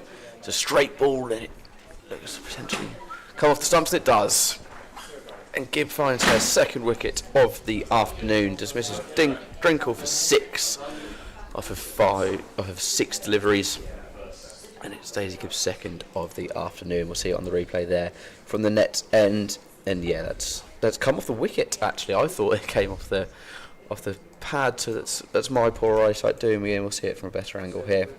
It was a straight ball, yeah, and it sort of smacks into the middle wicket and the leg side wicket, and that goes. Drinkle gone, Gentry to replace, and with 1.4 overs to come, challengers sit on 118 for 7. They require 79 runs to win off of just 10 balls. So if challengers are going to see themselves victorious, they're going to have to hope for a lot of no balls and a lot of wides. We haven't really seen too many from a Hampshire perspective. No, it's been tidy from Hampshire. Just 3 wides, 5 leg byes. It's a performance that they'll feel very comfortable and confident with going into Friday's trip to Taunton. As Gentry sets herself up onto strike down at that net's end. See Ali Orner, I think Nick Halstead Cleek with him, just making their way around the boundary. Gibb. It's another slower one. This one comes off pad. It's going to be a single to get Johnson on strike. Ali Orr, the man that's been called for most by Hampshire fans across this Rothesay County Championship season so far. Prayer's not been answered, been in the squad a couple of times, but yet to put back to ball as he gears himself up, ready for his T20 friendly today, again before Friday. As we can imagine, we'll see him in the squad. Gibb again comes down into the crease, bowls it. That's a hit into the air. Datani is under it. She claims it and she catches it. And Gibb grabs her second of the over, her third of her stint with the ball in hand, and her figures keep on improving. She had a mega performance with the bat, and her day is only just getting better with the ball. It was a nice delivery, sort of matching the one that she got the wicket for just a couple of balls ago. And as Johnson stepped back, she got a lot of the bat under the ball, didn't really hit it with too much power, and she is dismissed for 4 Off of 6 balls. Daisy Gibb at 3 for 21 off of 3.4. If she's going to complete a hat-trick, it needs to go in these 2.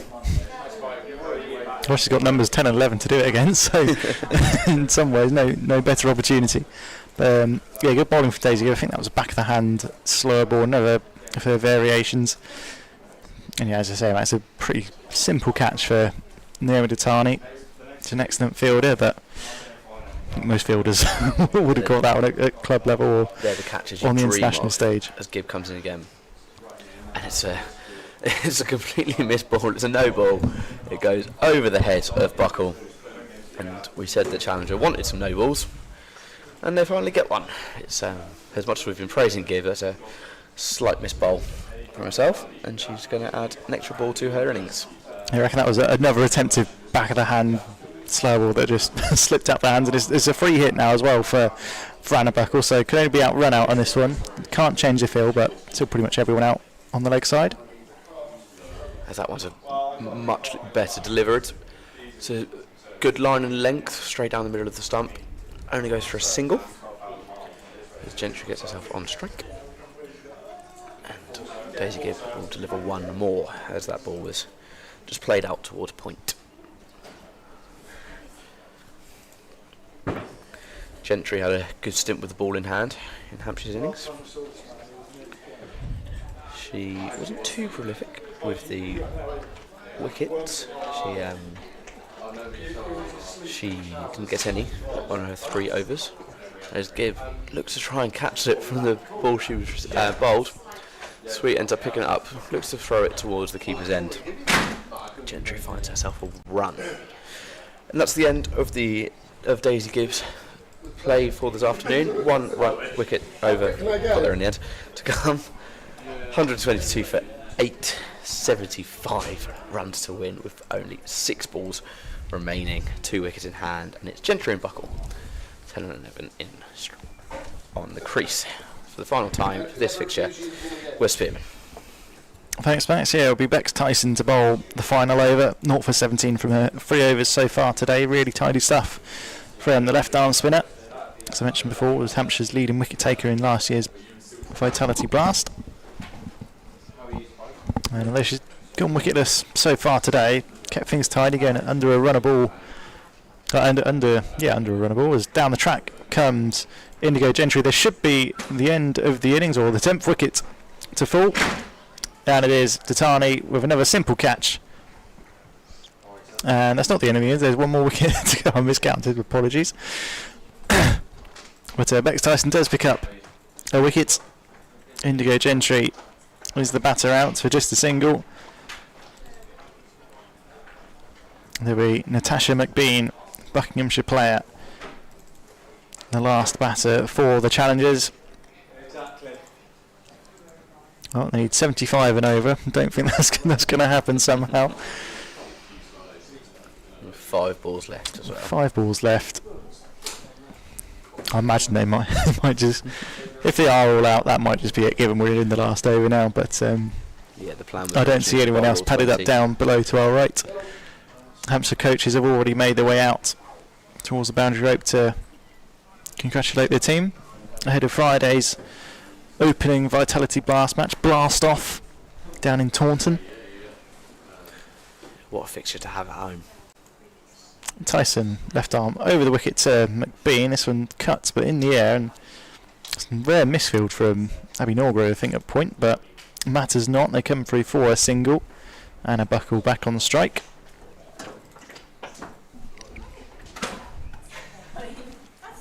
These two have, I think, both been sort of in and around the Vipers pathway. Tyson round the wicket, reverse sweep from Buckle, gets hold of that really well actually, in a race down to the 3rd boundary, and Poppy Tullett can't quite catch up with that one as it runs into the challengers players warming up down to our right. It's a well executed shot from Anna Buckle. Last over of the game, just 3 balls to go. 127 for 9. Earlier on, Hampshire set 196. Thanks to 47 from Francesca Sweet off just 27 deliveries, continuing her good form.